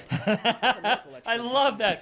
Doesn't matter how big of a check you write. Aperture, yeah, you can buy them. Pay them $500,000 and you will get your fake experts. They couldn't find. They searched and searched and searched and searched. They couldn't find a single expert to say, this is not an animal. Dude, this is an animal attack. Like, come on. I can't. I'll give you $1 million to say it wasn't. Take it I seriously. can't take your money. I can't say yeah, this. because it doesn't change the fact. This is the central fact in the case. The only fact that matters is literally uncontested by every medical expert. Uncontested, undisputed. There is no evidence that John was hit by a car. Yep. None. How much more reasonable doubt could there be? Right. This case should be over right now. Yeah. Done. Hopefully it will be. Because there was no collision. So given all that, how did Karen Reed end up sitting here? Good question. Why is she even here? Why is she in that chair? Why is she in this courtroom? Yeah. There is a reason for that. And it's a reason they don't want to tell you, and it's a reality they don't want to admit to. The reason we're here is because the system, the very system that was meant to protect her, that was meant to protect all of us, that system has failed badly. So now let's discuss the facts that were and were not presented by the Commonwealth in this case. Over the next few minutes... Sorry, hold on real quick. I'll say, so he got hit by that dog in him. I mean, I guess... I want to talk about the utter failure of the police to investigate this properly and to investigate this fully.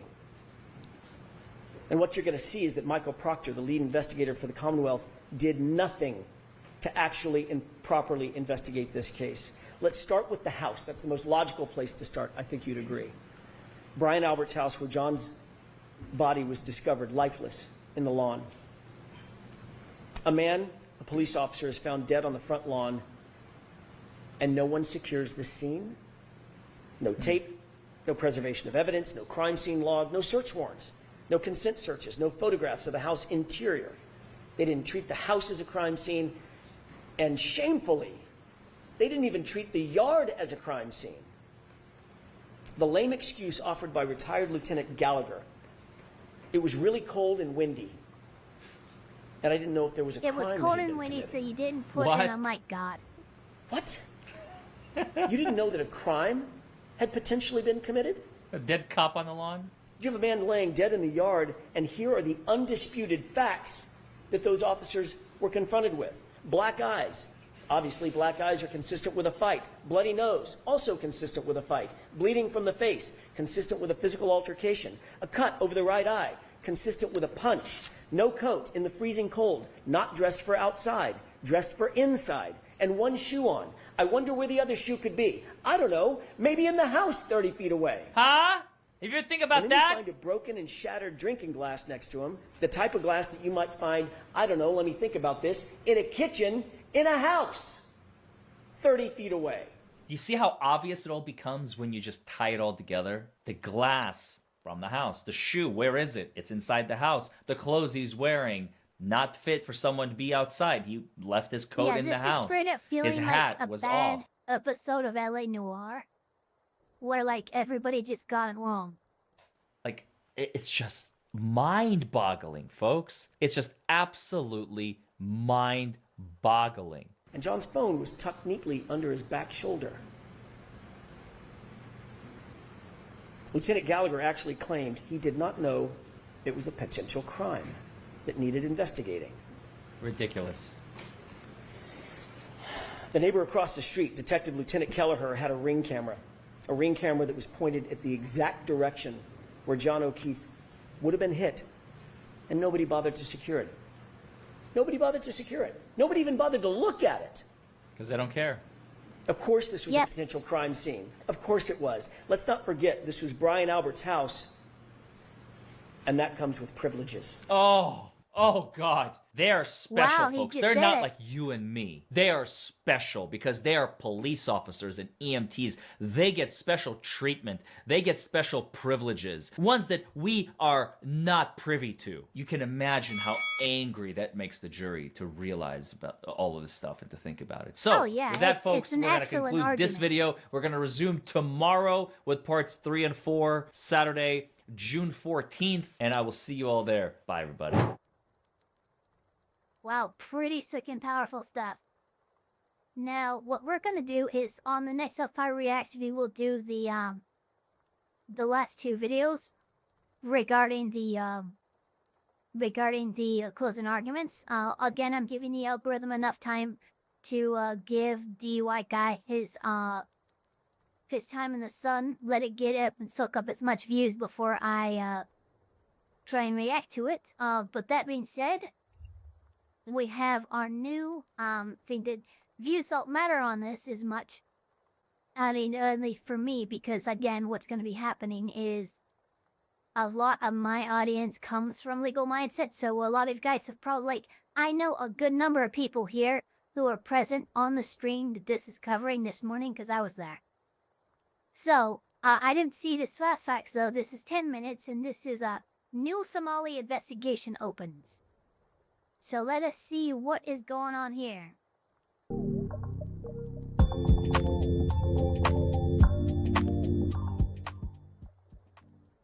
The Somali bombshell has dropped. Today we have information on a new investigation that may just sink Ramzi Khalid Ismail, aka Johnny Somali. Of course, I'm Andrew Esquire, American attorney, and this is a Legal Mindset. We teach you to be your own judge. Once again, a fast facts video. If you like this format, if you're enjoying this shorter, compact videos, please leave a like and leave a comment below. It helps me out when I'm thinking about what do type all of that content stuff. to... Like seriously.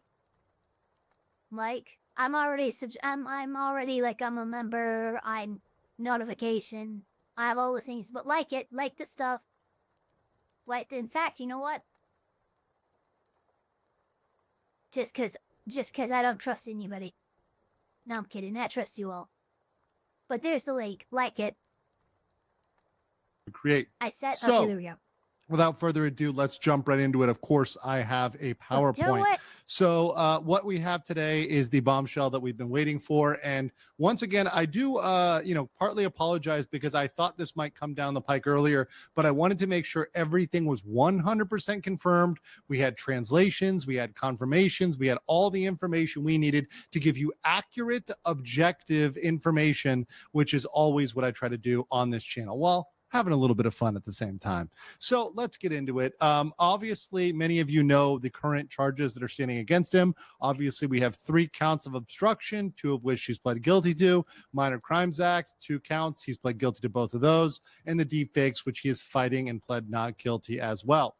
However, we know that there are many more things that Ramzi Khalid Ismail has done. In his criminal saga across South Korea, there were dozens, if not even potentially, tens of dozens of potential crimes that he committed out across his spree, which lasted several months and has continued. Yeah, I would even say that, past. like, conservatively, he probably approached or surpassed like 100 violations during his little spree in South Korea. His being initially charged with obstruction back in December. So even since December, he has gone out and committed other potential crimes. But the question has been, what will come down the pike? What will actually end up on the docket? What will be investigated? What will be taken seriously? And that's always been a question that we tried to answer accurately on the Legal Mindset. And one thing we've noted is his pattern. And this is something that's very important to note. Somali Ramzi Khalid Ismail has a pattern.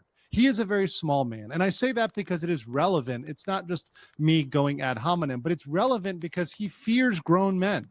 He is very, very fearful of grown adult males. However, he intentionally targets women and children because they are smaller than him, usually physically, although many women are bigger than him. But children are generally smaller and they're perceived as weaker.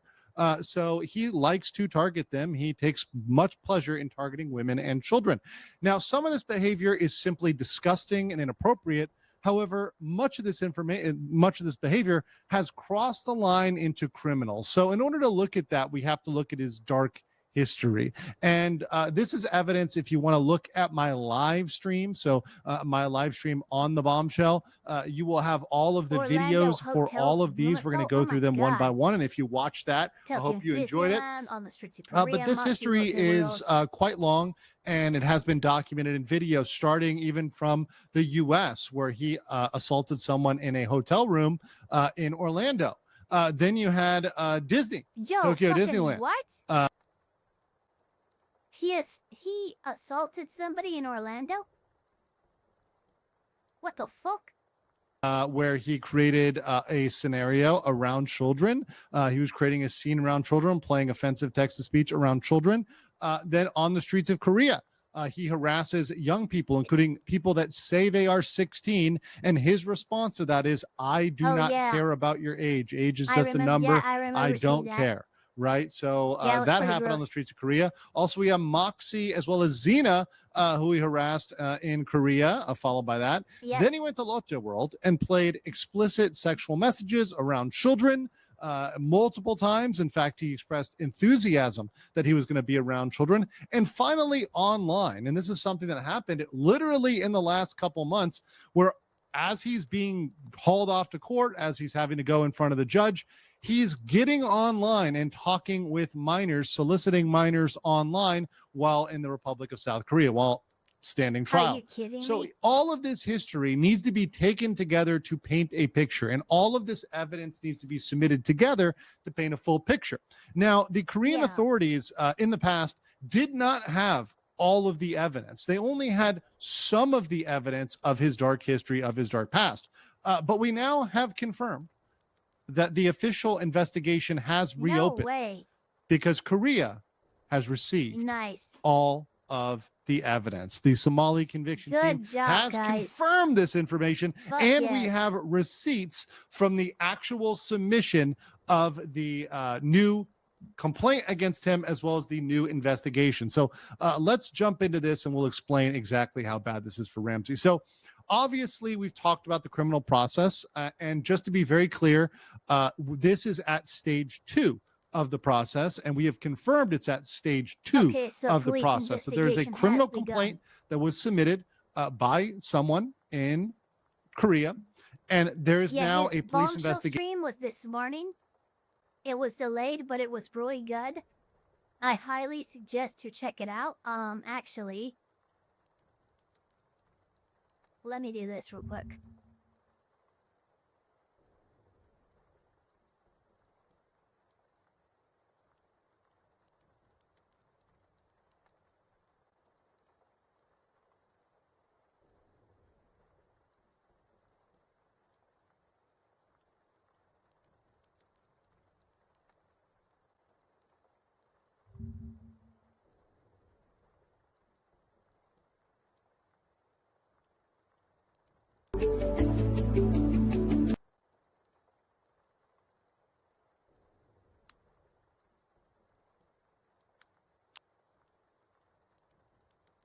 There you guys go. That is the actual Somali conviction team.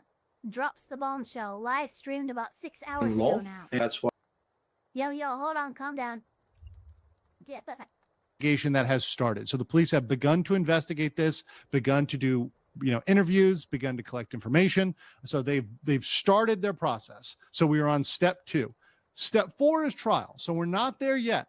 And typically this for police investigation takes 4 months. However, in this case, we have a feeling that things might be expedited in the case of Ramsey Khalid Ismail, as they have been for many of the charges.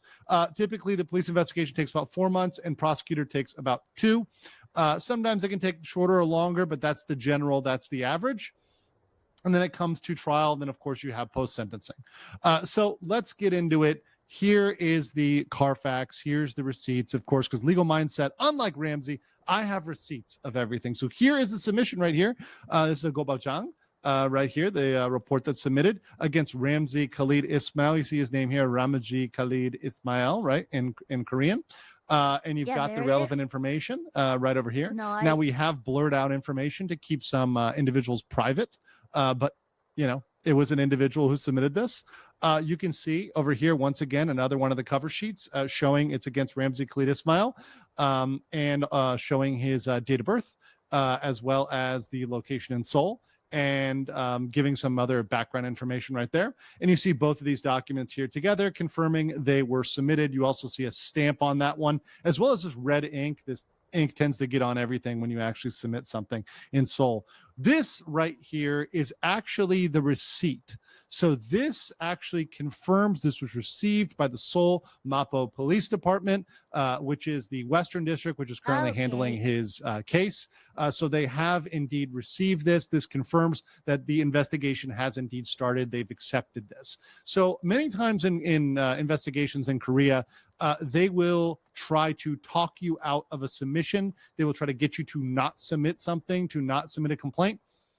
And in this case, we have information and we're led to believe by everything we have that it was. Okay, so that, I mean, do they try to get you to settle, like, the issue or the complaint that you have with the person or something? Or, like, it's just in general, like we discourage you to try and go through the courts here, try to handle it like adults. But in this instance, I suppose it's like, nah, we got this. This guy needs to go down. Was fully accepted, and they fully concurred that they should go forward in investigating this. They did not throw this back. They did not try to talk anybody out of anything. They indeed said, yep, this looks like a great case for us to go forward on and a great investigation for us to pursue based on all of the information. Once again, they're receiving much more evidence than they have ever in the past. Now, what is he under investigation for? Why. That's right, guys. It's the Child Welfare Act. Now, to be clear up before, Ramzi was initially investigated for this, and they did indeed decide not to bring this to trial initially. But at that point, they didn't have all the information. They didn't have all the evidence. Okay. And now they have all of the supporting evidence, and they're saying, nope, we're going to look at the Child Welfare Act again and consider this once again to bring in the case of Ramzi Khalid Ismail. This involves no person shall engage in any acts having a child engage in lewd acts or arranging such acts or committing sexual harassment or sexual abuse against a child that make him or her feel sexually ashamed. And that carries with it a penalty of imprisonment with labor for not more than 10 what we're okay. So shall be punished by imprisonment with labor for not more than 10 years or by a fine not exceeding 50 million won. Well, I can already think of the violation here. And I'm sure a lot of you can too. It's that video where he is soliciting that 16-year-old who states that she's 16, and he straight up just says, I don't give a shit. I'm thinking, like, that's the video that comes to mind. Jiggy and Froggo, welcome to the chat. But that is the video that comes to mind when it comes to violations of the Child Welfare Act. 10 years or by a fine not exceeding 50 million won. So you've got the option for a fine here. It's a quite hefty fine of 50 million won or up to 10 years in jail behind bars, or prison rather. So that is the potential penalty there. So we now can confirm without a doubt that Ramzi Khalid Ismail this is being facing investigated, at least a renewed investigation of the Child Welfare Act, not just potentially on one count, but for multiple counts, for multiple actions within the Republic of Korea that may constitute a violation. There you go. See, bad news, Badger. Anything that happened during the Tokyo Disney stream won't be able to be applied to what he did in South Korea and what he's facing in South Korea. So really, I'm just thinking of specifically clips of him doing shit in South Korea. Of the Child Welfare Act. We could see one count, we could see 2 count, 3 counts. We don't know yet how many they want to pursue because there are several pieces of evidence which the police find very persuasive and may indeed go forward against him. Let me know what you guys think in the comments below, and I will catch you on the next. Are you guys enjoying the stream today? Oh, wait.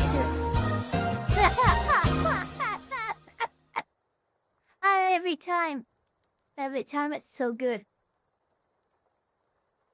Excuse me, I was freaking... There we go. It can be applied as evidence, but not charged. Interesting. Alright, here we go. So we have another thing here.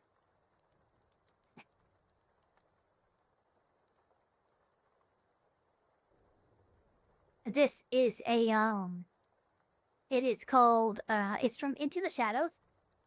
And it is called The Worst Miscarriage of Justice in U.S. History.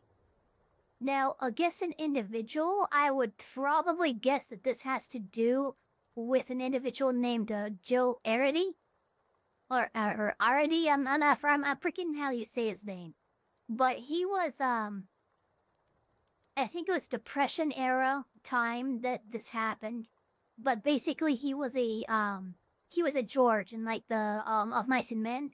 Like, just happy-go-lucky, IQ of like 42, couldn't read right, wasn't competent to stand trial for anything, but apparently some girl had been either raped or murdered or both, and he, for some reason, confessed to that, and the state just absolutely railroaded him and executed him. That's what ended up happening. I think that's what this is about. We're gonna see. That's about one of the worst miscarriages of justice I can think of in U.S. history. So let's see. There is a photograph of Joe Arity taken just days before he died. In it, There it he's is. holding a toy train and grinning like a schoolboy, his eyes wide with wonder. You'd be forgiven for thinking it was a birthday snapshot. Yeah. But it wasn't. That photo was taken on death row. Joe had an IQ of 46. He did not understand complex instructions, he couldn't read properly, and he often forgot what day it was. He liked toy trains and ice cream. He liked people, even the ones leading him to the gas chamber. In 1936, Joe Arity was convicted of one of the most horrific crimes imaginable: rape and murder. The victim, a 15-year-old girl from Pueblo, Colorado, and public outrage was fierce. People needed someone to blame. They needed someone to punish. Joe Arity confessed, and everyone congratulated themselves that such a horrific crime had been solved so quickly. Yet his confession, it made no sense. He couldn't explain how the crime happened, and he didn't even know where the house was located. His story shifted depending on who asked the questions. But that didn't matter. The court sought closure. The public demanded vengeance, even if the killer couldn't even tie his own bloody shoelaces. On January the 6th, 1939, Joe Arity was strapped into a gas chamber and executed.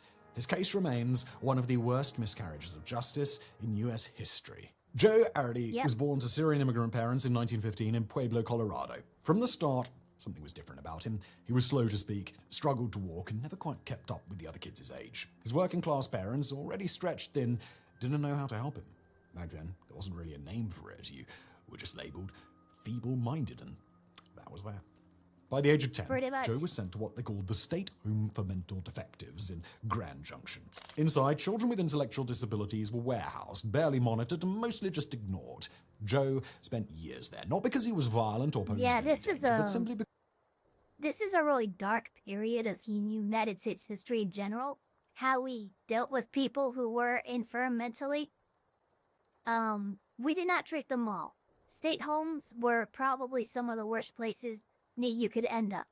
Because nobody knew what to do with him. Joe's world was pretty small. He didn't understand money, he couldn't follow steps or procedures, laughed at things that weren't funny, and would ask the same questions over and over again. But he was kind. He was a simple man who smiled at everyone and never seemed to hold a grudge. In August 1936, at the age of 21, Joe was released from the institution, supposedly rehabilitated. But there was no plan and no supervision. He was simply left adrift, homeless and clueless, in a world that showed neither space nor understanding for someone like him. He eventually wandered into the town of Cheyenne, Wyoming, and that is when everything changed. That same month, August 1936, a horrific attack shook the town of Pueblo, Colorado. Two teenage sisters, Dorothy and Barbara Drain, were assaulted in their home. Dorothy, 15 years old, was raped and bludgeoned to death with what was believed to be the blunt side of a hatchet. Barbara was also attacked, but she survived after spending 2 weeks in a coma. The brutality of the crime sent the town into a frenzy. Panic spread, rumors flew, and the press, along with the police, only amplified the situation by desperately seeking someone to blame. The problem was there were no clear suspects or even solid leads, just a scene of horror and a community baying for blood. By August the 18th, the investigation was in absolute chaos. 5 men had already been detained, and authorities were throwing everything at the wall to see what stuck. A $1,000 reward worth $22,000 today was offered, adding even more noise to an already Jesus, frantic that is a lot. That $22,000 award, basically. Eyewitnesses described the suspect as swarthy, a term you don't hear much these days. It translates to a dark complexion, typically olive-skinned or tanned, not necessarily black. The police leaned heavily on that vague, racially loaded description, initially rounding up African-American men with prior records. Later, however, they shifted their focus to Joseph Qualteri, an escaped patient from the Colorado State Hospital who was of Italian descent. Qualteri was eventually tracked down by the police near Englewood, but his fingerprints didn't match. Neither did those of anyone else they'd pulled in. The real suspect... Wait, I didn't realize that we had fingerprinting that early? Wait a minute, because he said 1936, right? Just real quick, I want to see here. When did police start implementing fingerprinting?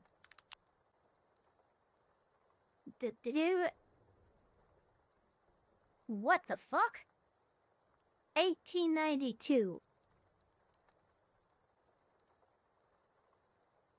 By the early 1900s, it was widespread, but in 1892 was when fingerprints were first used as evidence in a criminal trial in Argentina.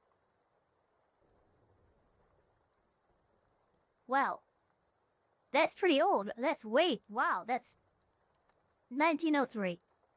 Okay, so 1903, fingerprinting was pretty widespread in America. So by the 1936, yeah, if well in use. Very cool. At large, and the manhunt was growing more desperate by the hour. Joe Arady wasn't even in the same city when the murder happened. He was hundreds of miles away, but yeah, he was in a different state. Was that he was an easy target. Arady was picked up in Cheyenne, Wyoming, not for murder, not even for theft, but for wandering around the rail yard, confused and alone. It later emerged that Joe had been working informally for a kitchen car that stopped in the rail yard. When it came time to move, he was told that he must stay behind. He was found by 2 rail detectives who initially thought he might have been a deserter from Camp Logan Army Base south of Denver. He was taken to a local station where Laramie County Sheriff George J. Carroll began questioning him. It was at this point that fate turned against Arady. At first, the sheriff didn't know what to make of him. Arady answered questions with a childlike innocence that made little sense to his interrogators, and he couldn't stop smiling. However, the sheriff became very interested when Arady mentioned that he was from Pueblo and had recently traveled through. Carroll questioned Arady about any girlfriends he had in Pueblo, asking, well, Joe, you like the pretty girls, well, don't you? And you've had several girls during a lifetime. To both of which, Arady answered yes. Carroll then reportedly asked, if you like to go around with girls so much, why do you hurt them? To which Arady allegedly responded, are you kidding me? Well, I didn't mean to. Carroll further claimed that Arady openly confessed to the murder of the 2 girls in Pueblo and admitted to having done it just for meanness, reassuring Carroll that if they let me alone, I'll be good after this. These statements seemed jumbled at best, especially considering that the man speaking had a mental age of a 6-year-old.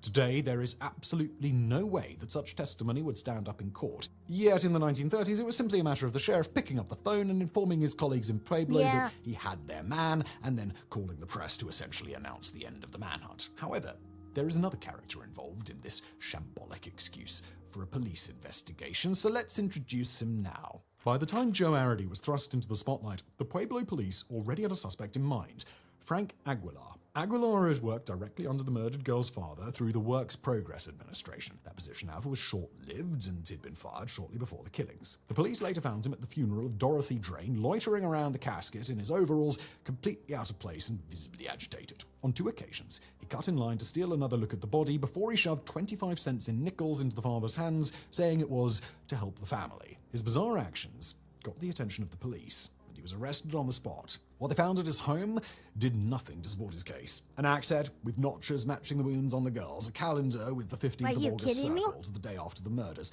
and several photos of nude women along with news clippings related to sex murders. Aguilar eventually admitted to killing Dorothy Drain, and was also linked to 2 other brutal attacks in the same neighborhood. It appeared that the police had indeed found their man, which should have been So good what news happened? for Joe Arity. But it wasn't. Sheriff Carroll had Aguilar and Arity placed together in prison and told each that the other had confessed. He was lying.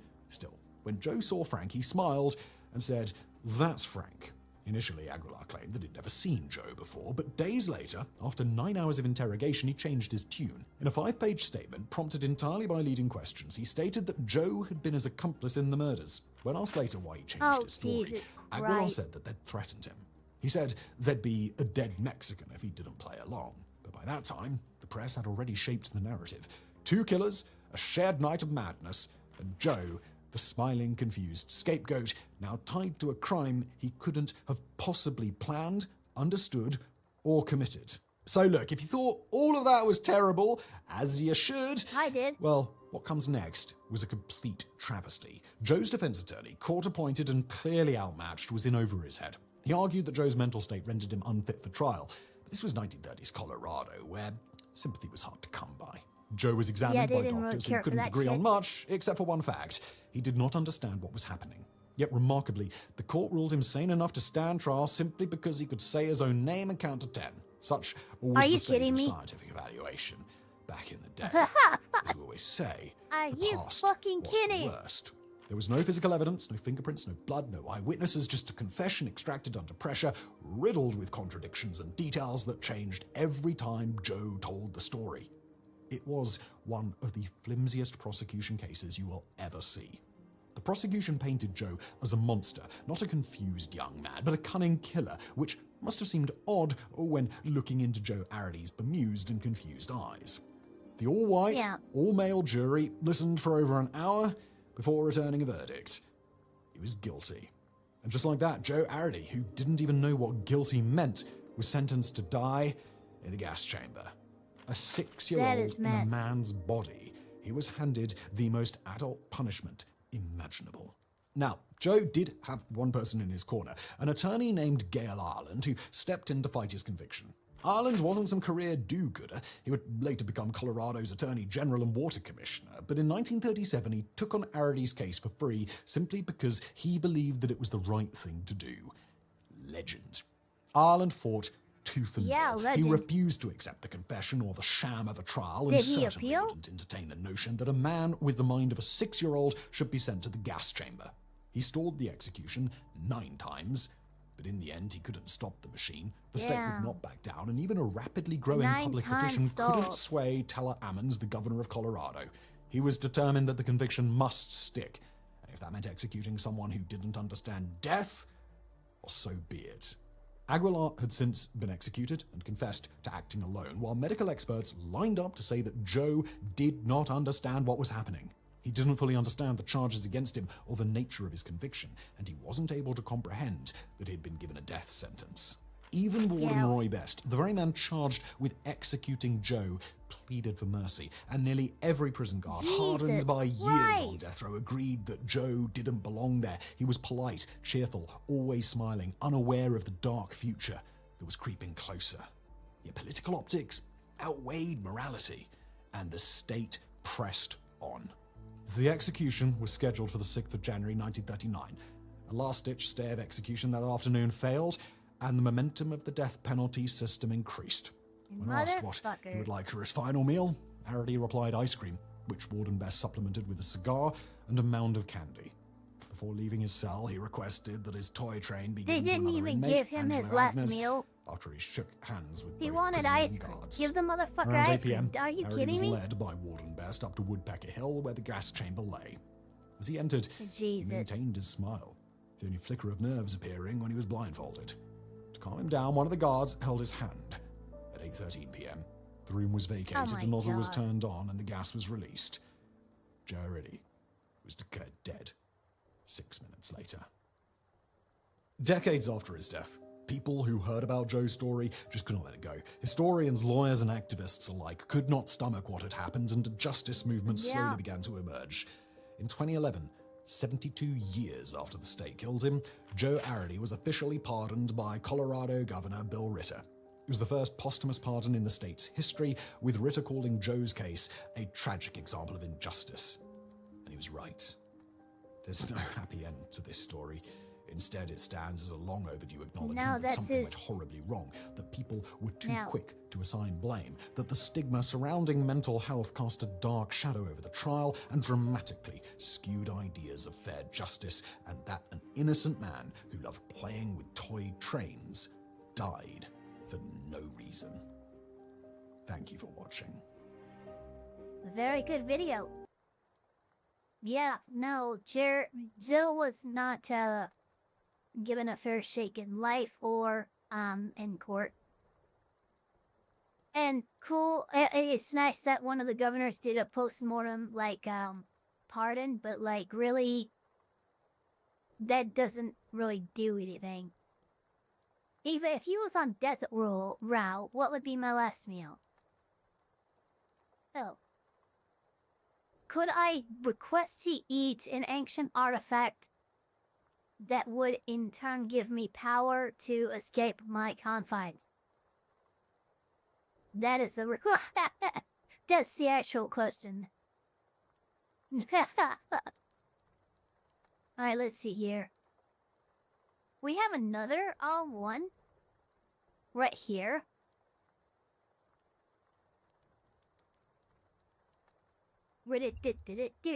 This is the critical role allegations are true, and I am so disappointed.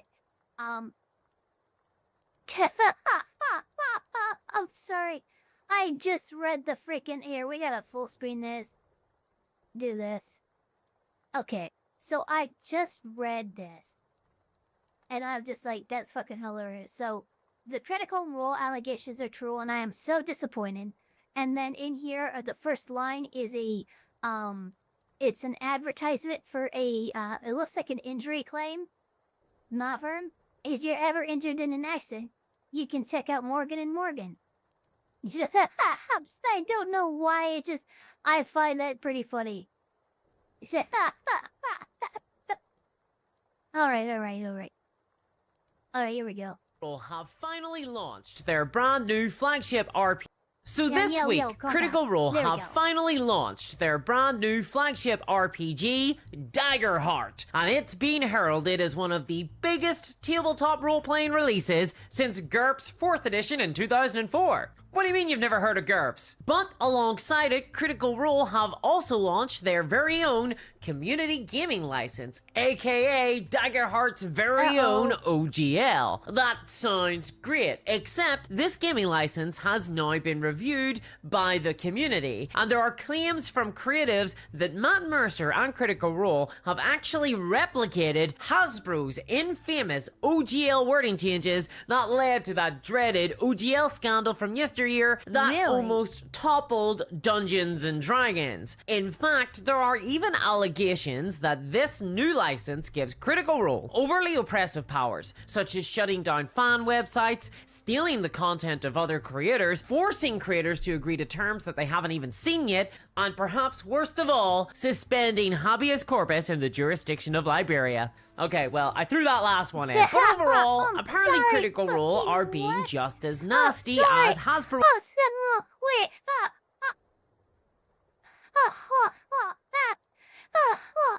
Oh shit, I can tell this lady's Irish. Alright, let's see. The let's spending habeas corpus in fucking Liberia. So What? this week, Critical Role have finally launched their brand new flagship RPG, Daggerheart, and it's been heralded as one of the biggest tabletop role-playing releases shit. since GURPS 4th edition in 2004. Daggerheart's remember very own OGL. That sounds great, except this gaming license has Not now been Liberia. reviewed by the community, and there are claims from creatives that Matt Mercer and Critical Role have actually By the way- replicated Hasbro's infamous OGL wording I think we changes. have it. Give me a second real quick. Let me do something real quick. See, some of you weren't listening properly. I didn't hear. Look. Eyes up. Whack, banana. Is what I say. Oh, here we go. DRP CGL May 19th, 2025. So I have the Darrington Press Community Gaming License right here. The DPC GLBT car NYP QRSTUVW X Y and Z. No, I have it though. I have it right here. I have it right here. It's 8 pages long. We can actually go through it ourselves. We're gonna look through this video first. We're gonna watch it. We're gonna see what it says. But we can actually, like me as a lawyer, look through this and see if these claims actually hold merit. That led to that dreaded OGL scandal from yesteryear that almost toppled Dungeons and Dragons. In fact, there are even allegations that this new license gives Critical Role overly oppressive powers, such as shutting down fan websites, stealing the content of other creators, forcing creators to agree to terms that they haven't even seen yet, and perhaps worst of all, suspending habeas corpus in the jurisdiction of Liberia. Okay, well, I threw that last one in. But overall, apparently Critical Role are being just as nasty as Hasbro at their worst. And this is developing into a major scandal. A lot of people are starting to look askew at Matt Mercer and the gang. And I'll be honest, I didn't really believe these allegations at first. They seemed a little bit insane to me. But after investigating this myself, actually, my mind has been completely changed. So it looks like we're gonna have to get some lawyers on the horn for this one. Lawyers like... We were just about to defeat the Dark Lord Drakthor Spell Stealer when an overly vigorous die roll from Bluto Ironchild, our half-gnome, half-satyr Lithium Mancer, resulted in a metal D4 becoming permanently lodged in my buttocks, preventing me from ever again sitting down at a gaming table. Luckily, though, I was insured for dice-related mishaps. But when I visited my insurer, they said that because I was playing GURPS, the ambitious and strikingly unconventional 1980s tabletop role-playing game, they wouldn't pay out. Then they held me down, forced me to eat my character sheet. They forcibly tattooed the word Sprug on my head and told me to look in the mirror. It was humiliating. Has this ever happened to you? Every day, role players experience life-altering events just like this one. Luckily, Morgan & Morgan might be able to help.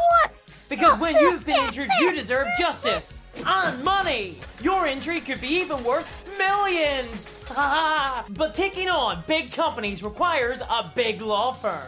And as America's largest injury law firm, Morgan & Morgan are ready to take on insurance companies of every size. If you hire Morgan & Morgan, you don't just get a single lawyer. You get an army of lawyers. And they will fight for you. And even better, the fee is absolutely free unless you win. So fucking Morgan & Morgan have modernized the injury law process so you can throw out your pager.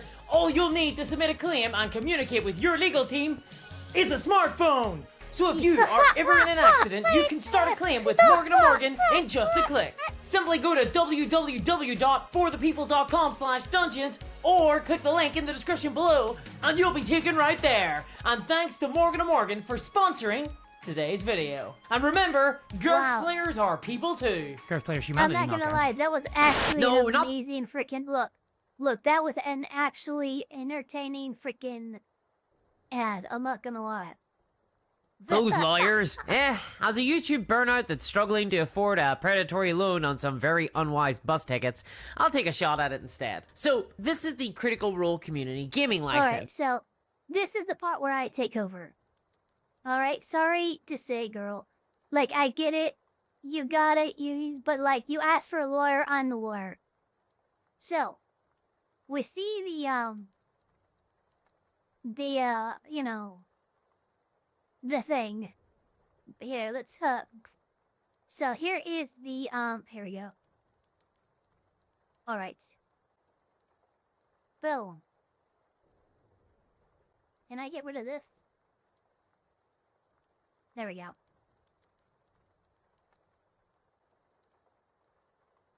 Alright, so last updated 5/19/2025 Darrington Press Community Gaming License. We're gonna go ahead and add us some of this. Hell yeah. Okay, so this community, it's 8 pages long. Let's see here. This community gaming license describes how you can use certain content owned by Darrington Press LLC DRP in your own creations by exercising the license rights defined below. You accept and agree to be bound by the terms and conditions of this license. You should read and understand the terms of this license before adapting or sharing any content belonging to DRP. In this license, you and DRP may be referred together as the parties and individually as a party. I tapped back in at the best time. Yeah, MagnaFox, I think you're actually the one who suggested that, so everybody say thank you to MagnaFox for this one. Let's see here. Definitions. DRP games means role-playing games. Offer DRP title Candela Obscura and Dagger Heart of Care. Okay. License right means the right that you are being permitted to use by agreeing to the terms and conditions of this license. License content means, hold on, that's a little loud. There we go. License content means game rules but not copy-paste of rulebook content. Mechanic systems, tool sets, reference cards, and stat blocks, and B, the names and attributes of game characters, settings, locations, monsters, classes, subclasses, and recent features in DRP games. This term excludes all prohibited content. Note that this does not include campaign frames in Daggerheart unless explicitly stated. DRP published content means content released by DRP or its related companies. Critical Role Productions LLC, Gilmore's Glorious Goods LLC together, related companies, and any published works, print and digital, including without limitation, in promotional material or in video, audio, or audiovisual media, for example, podcast streams or streaming sites such as Twitch, YouTube videos, and television episodes. Oh damn, it's includes just fucking covering everything. Hold on guys, I have to put you guys on preview for number 2. There we go. Now I can actually read while I'm reading this. Okay, so prohibited content means all the following published or used in connection with a DRP game or by DRP or its related companies generally, unless such content is expressly addressed elsewhere in this license. Trademarks, logos, trade dress, trade names, and service mugs, videos, trailers, audio sounds, music, video games, comic books, novels, artwork, visual images, illustration, drawings, graphics, imagery, plot, storylines, published work titles, and maps. Jesus fucking Christ. The exact text of manuals, guides, handbooks, campaign frames, and rulebooks, and DRP published content, unless such content is explicitly identified in writing by DRP as being public game content. Best RPG campaign I have ever played was using mini GURPS, and we had a teen dude who was being a master and playing tabletop RPG for the first time in his life. Yeah, I love those instances. Okay, let's see here. Public game content means licensed content and any additional content that is explicitly and clearly identified in writing by DRP as public game content, but specifically excludes all prohibited content currently in addition to licensed content. DRP offers the following as public game content: Daggerheart System Reference Document 1.0 and Candela Obscura. Adaptive content means content that is derived from or is based on public game content, or in which the public game content is translated, altered, rearranged, transformed, or otherwise modified. Share means to provide content to the public by any means or process, including without limitation, by way of reproduction, public display, public performance, distribution, dissemination, or communication, as well as making content available to the public by any means or process. The word public includes without limitation any person or entity other than you. Okay, interesting. So you're defining public as literally, like, even if I were interesting. Are they legally saying don't play our game? No. This is just them. Like this is part 1. This is just them defining shit. So, yeah, 1, definition. So we're not, like, they haven't made any claims or anything. This is just them defining shit. So we haven't had anything like that happen yet. But, like, based on what they are choosing to define in this section, I am concerned that that is where it's going. So that is a legitimate concern, I think. Let's see, share me. Yeah, we saw that. Okay, here we go. 1.9 permitted formats means of physical print or digital print formats in the form of supplements, manuals, books, stores, novels, and cards that streaming in video on sites such as Twitch.tv, YouTube, and TikTok, and podcasts. This term excludes, without limitation, film, television, video games, and any other audiovisual medium not expressly permitted. From time to time, we will make available DRP games that we are still teasing and developing collectively playtest materials. This includes materials found in our playtest program known as the Void, found at fucking random. Don't put a fucking advertisement in your fucking terms of service in your fucking gaming license. That's weird. Materials for playtesting are described as alpha, beta, demo, demonstration, evaluation, trial, early access, or preview, or some other words which impart a similar meaning for playtest materials. No commercial products are permitted in any format, regardless of whether it is permitted format identified above or some other format. For example, you can live stream gameplay from playtest materials for free, but you cannot sell written content such as supplements or novels. Well, yeah, okay, that makes sense. So you can't monetize what you're... Okay.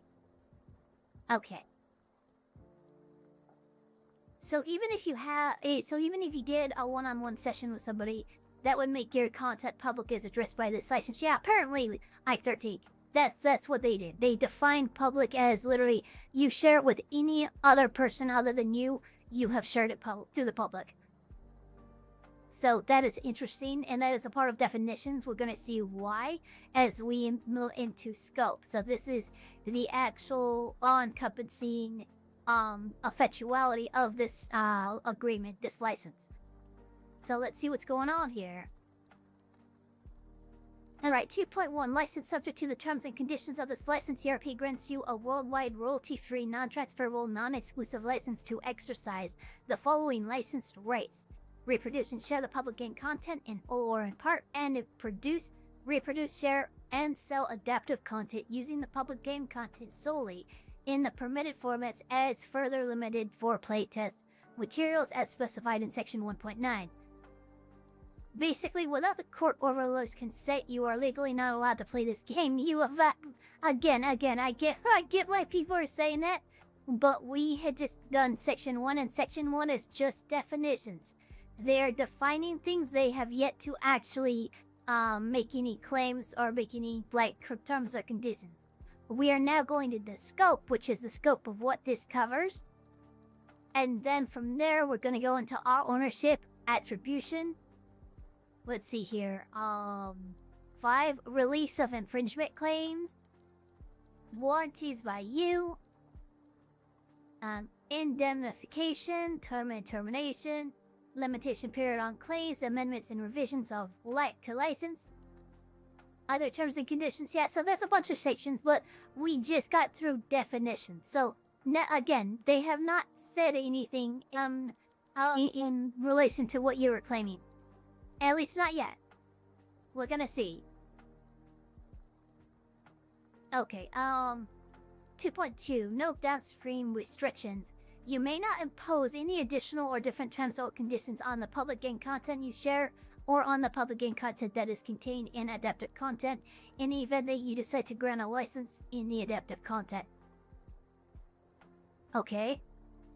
No endorsement. Nothing in this license constitutes permission to assert or imply that you or your use of the public game content is connected with or sponsored by or endorsed by DRP and Critical Role. That makes sense. That's just, yeah, that's normal. Other rights. This license does not license or give any rights to any of the following. Moral rights or authors as defined in the U.S. Copyright Act, publicity, privacy, or other similar personality rights and or rights related to prohibited content. Okay, the normal stuff. 2.5. Use of name marks. DRP holds registered trademarks and the name identified on the name mark was attached to this license. The name marks you are authorized under the license to share adaptive content that includes any of the name marks, subject to the following additional restrictions, which you are automatically deemed to have accepted if you use any name marks in any adaptive content. A. Name marks cannot be used in the title of work or chapter title. Name marks cannot appear on the front of the cover of any work. Name marks must include it compatible adjacent to it in marketing and descriptive text. Okay, this just seems like fucking organizational threat. Why does Native Americans seem to have more restrictive laws on their land?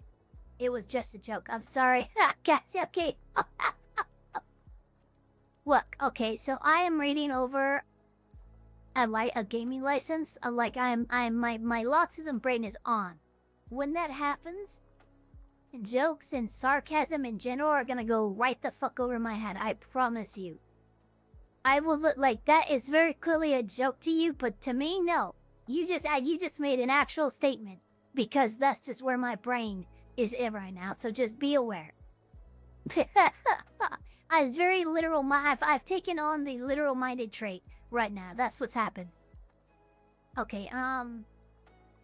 3 ownership. The public game content and prohibited content will at times remain the property of DRP, and DRP may distribute, modify, and adapt its public game content and the prohibited content at any time for any purpose. Attribution, non-commercial. If you share any public game content or adaptive content, you must include the following information and materials that are being shared by you. Everyone just add it was a joke after your jokes from here on out. This is a joke. Oh, fuck you, man the Fox. You're gonna stum up the shit out of me like that. What the? Okay, let me get actually some monster here.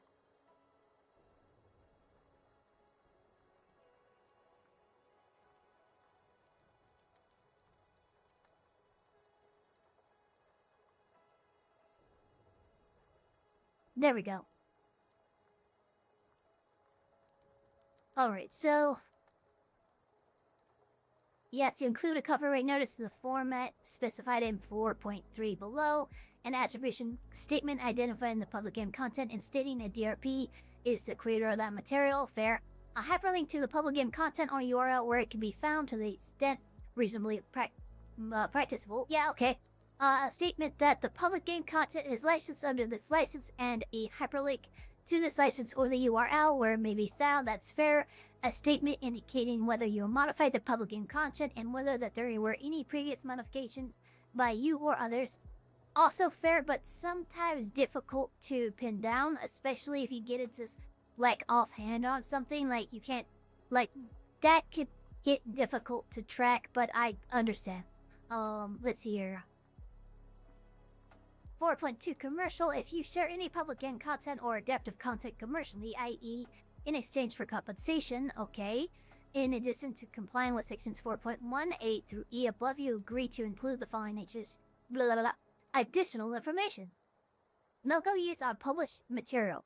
On the front cover, a Dairy Tipus Community content logo which can be found at the following URL for Dagger Heart use of the Comedic gaming license logos featuring the alchemy bottle attributing Dagger Heart are required.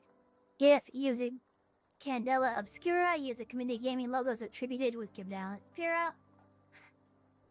Okay. That's cool that they give you the actual, like a link to where you can get these logos and stuff. That's fine. Cards created via DaggerHeart.com. Card creator as well as other forms must have the following attribution at the bottom of the card. DaggerHeart compatible. Terms at DaggerHeart.com. If audio video work on the materials, copyright and attribution must be visible for a time or read in its entirety. If images are used, such as thumbnails, as the logo as described in 4.2F, must be used. Okay, so these two right here. That's fine. Again, this is normal stuff to me.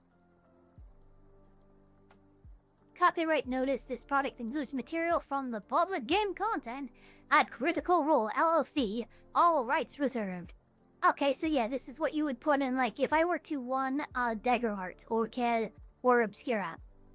Right? If I were to run it and stream it on my channel or anything, I would have to make sure that this is visible somewhere in the video as well as in the description down below. That's not a big deal. That's pretty normal. If you share adaptive content that you produce, any license that you apply with respect to use by the public of that adaptive content must not prevent users of the adaptive content from complying with this license. Pretty typical so far. Show our logo and say what you change. Yeah, that's so far it seems normal. 4.1A through E have been condemned and provided below. Copyright attribution Daggerheart. This product, so this is just another, this product includes materials. This is just another, example/format of what you would do. I'd put in your thing if you're using that content. Again, this is normal stuff. And this one is for Candela Obscura. Again, normal stuff. Alright, so release of infringement claims. Maybe this is where people start to get testy. But so far I'm not seeing too much. We are reading it in its entirety. That's what we're doing. We're 4 pages in already. It's only 8 pages long. It's not big.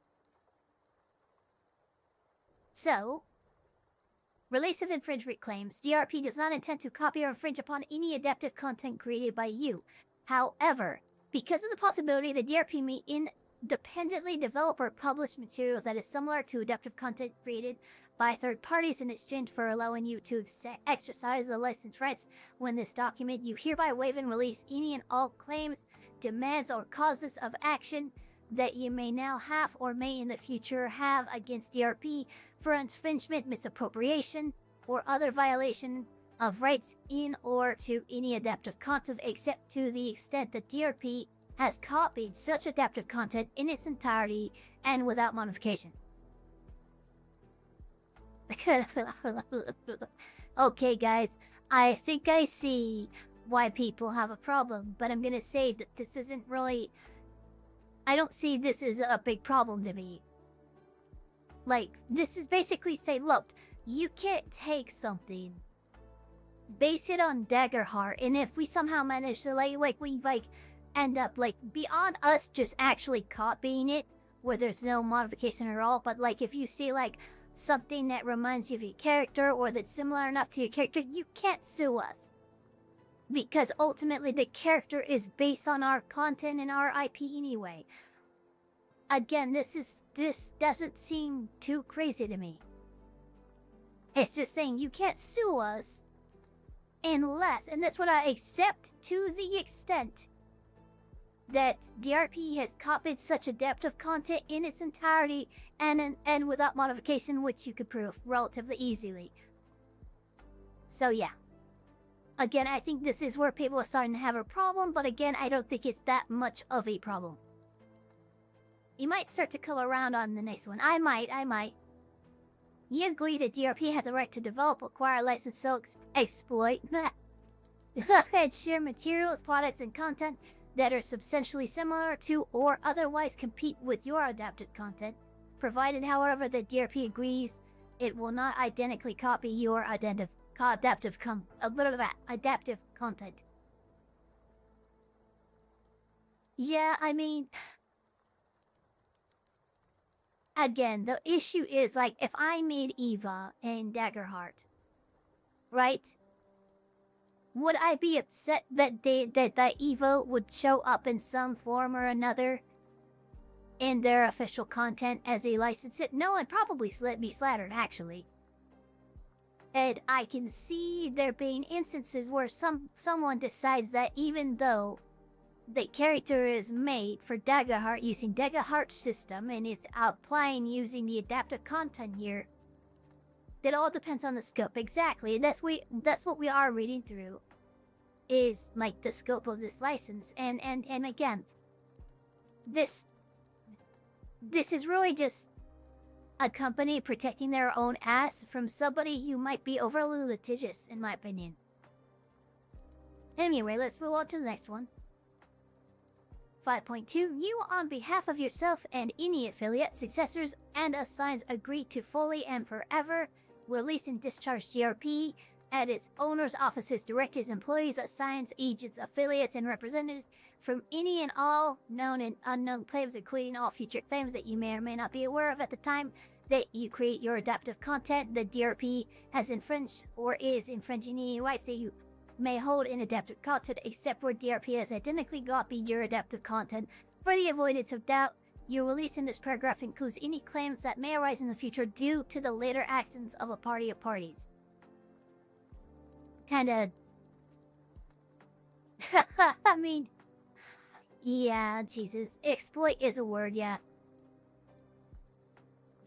You can... Okay, well, here's the thing. This one, I don't know. This one seems like you're just repeating at this point, and why are you repeating? Look, I promise you, the lucky fit. Wait, no, what was it? The Gamorrean does not we're not cannibals, I swear. Like, you say it once, I get it. You're just protecting yourself. You say it again? What? Okay, this is starting to get a little weird. You sign this, and then nobody can stop me. What do you mean stop you? Don't worry about it. What do you mean don't worry about it? Okay, let's see here. You covenant and agree that you will. Ah, God, my eye. Hold on. Oh, itchy eye. Itchy eye. Okay, and agree that you will not bring or assert any action, claim, or cause of action in any jurisdiction or forum against DRP asserting a claim released by this license. DRP may plead this license as a complete defense and bar to any actions, claims, and demands which have been released by you under this license, and in the event that you bring such a barred action, claim, or demand, you agree to defend and indemnify and hold DRP harmless from and against any and all costs and expenses arising therefrom, including reasonable attorney's fees and expenses, whether or not litigation is actually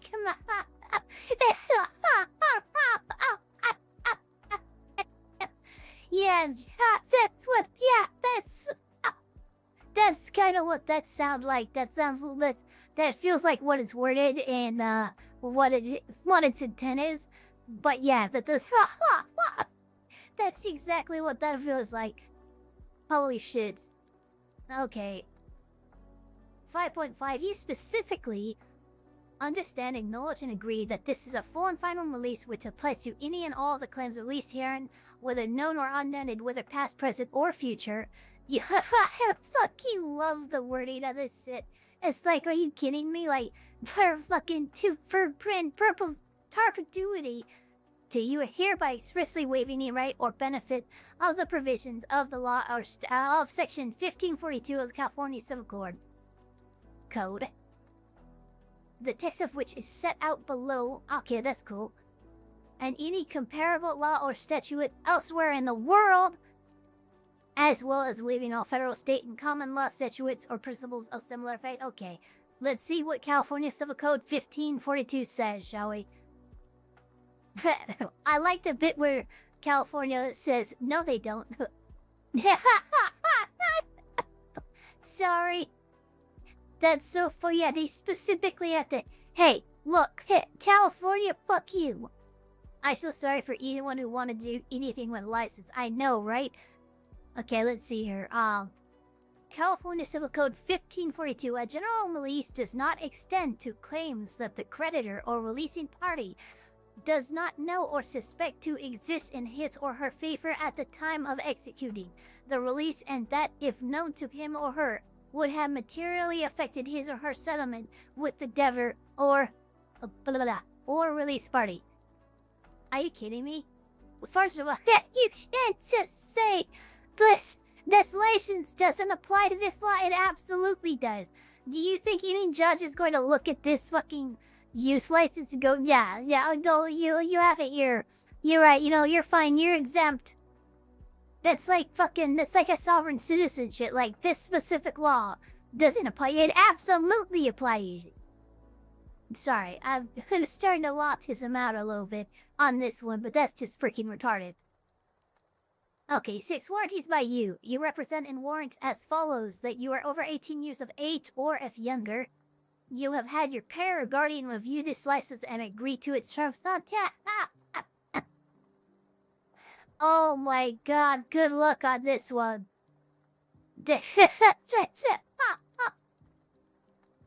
Oh my god, good luck on that one. That's all I'm gonna say. You have the power, authority, and right to enter into this license and to carry out the obligations you have agreed to undertake herein. You will comply with all laws, rules, and regulations, except for this one, apparently. Sorry. Applicable to the public game content and any adapt. Oh, applicable, yeah. Yeah, there's the keyword. And any adaptive content, you will not state, suggest, or imply that your adaptive content is endorsed or sponsored by or associated with DRP. except that you will include any attribution statement required by this license with your adaptive content. You will not exercise the license rights in a way that is bigoted. Ha ha ha! Wait, what? I'm sorry, what? You ha ha! Oh my god, okay, let's read it. Hold on, let me...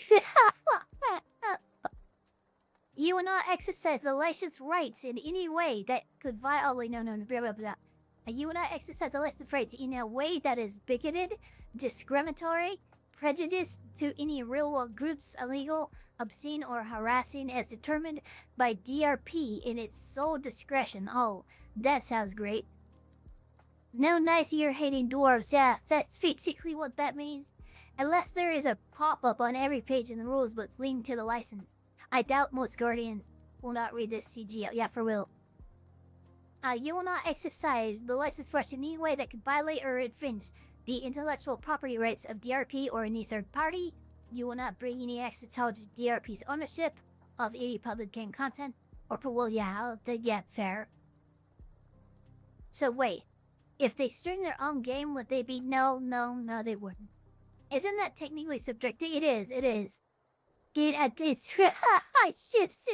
That's why I laughed so hard at this one. 6.5 specifically just made me laugh a lot, because that's extremely fucking... It's if, like, yeah. If you... we decide that you're bigoted, fuck you. And we have that right. It's like, Jesus. Alright, disclaimer of warranties and limitation of liability. Okay, this just is boilerplate, but we'll read through it real quick. DRP offers the public game content as is and as available and makes no representations or warranties of any kind concerning the public game content, whether express, implied, statutory, or other. This includes, without limitation, warranties of the title, merchantability, fitness for a particular purpose, non-infringement, absence of Latin or other defects, accuracy or presence or absence of errors, whether or not known or discoverable. You bear all risk of using the public game content, and such use is solely at your own risk. Oh no, dun.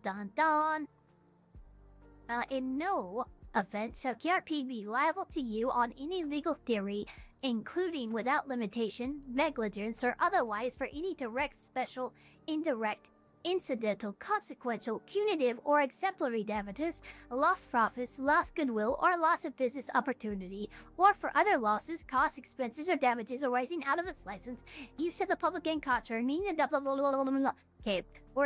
content. Even the DRP has been advised of the possibility of such losses, costs, expenses, or damages. In no event shall DRP be liable to you for any amounts exceeding 1,000. or the net profits you have earned from sales of your adaptive content in the prior calendar year, whichever is greater. The disclaimer of warranties and limitation of liability provided above shall be interpreted in a manner that, to the extent possible, most closely approximates an absolute disclaimer and waiver of liability by DRP. 8. Indemnification. You agree to defend, indemnify, and hold DRP and its owners, officers, directors, employees, assigns, agents, affiliates, and representatives. Wait.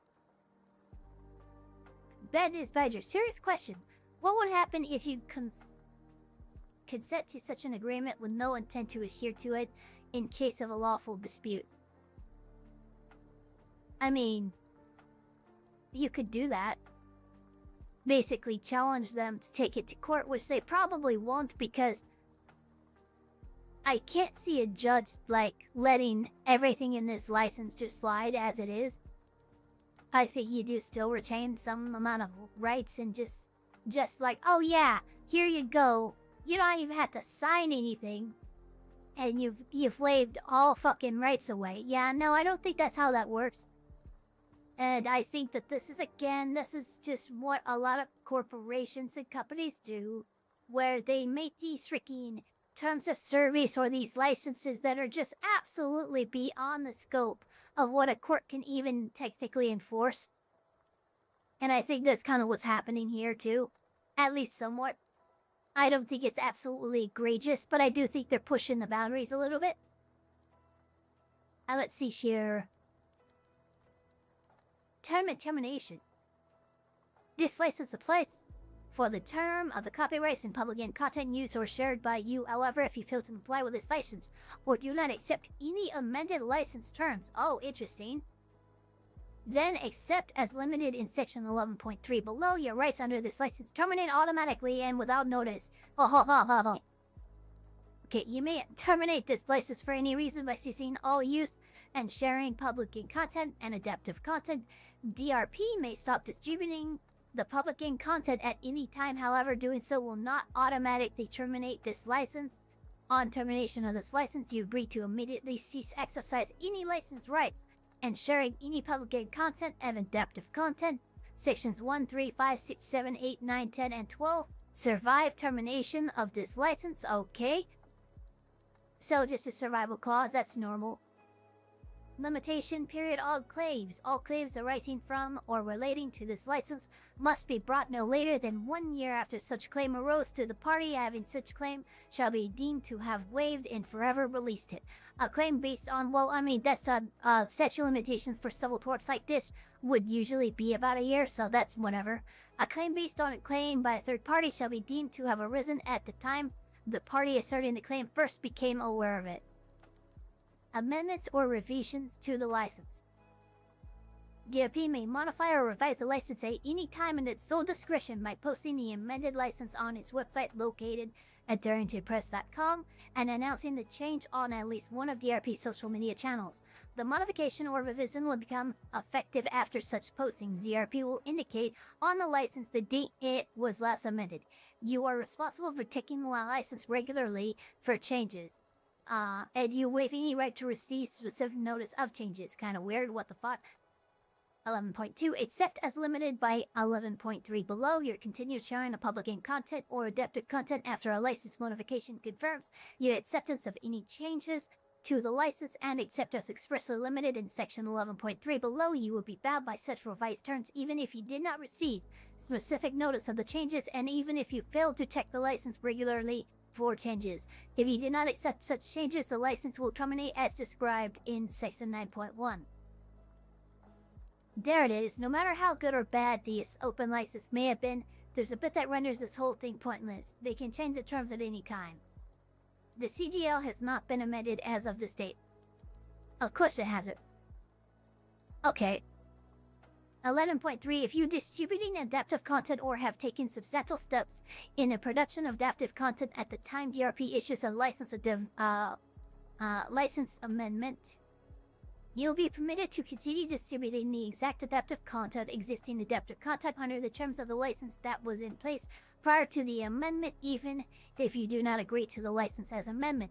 The prior license version will continue to cover such existing adaptive content. However, you agree that any modified version of such existing adaptive content or derivative work thereof or new creation of adaptive content, collectively new adaptive content, will be subject to the amended license, and your use of any new adaptive content after the effective date or any amended license shall automatically be deemed to be an agreement by you to the terms and conditions of the amended license.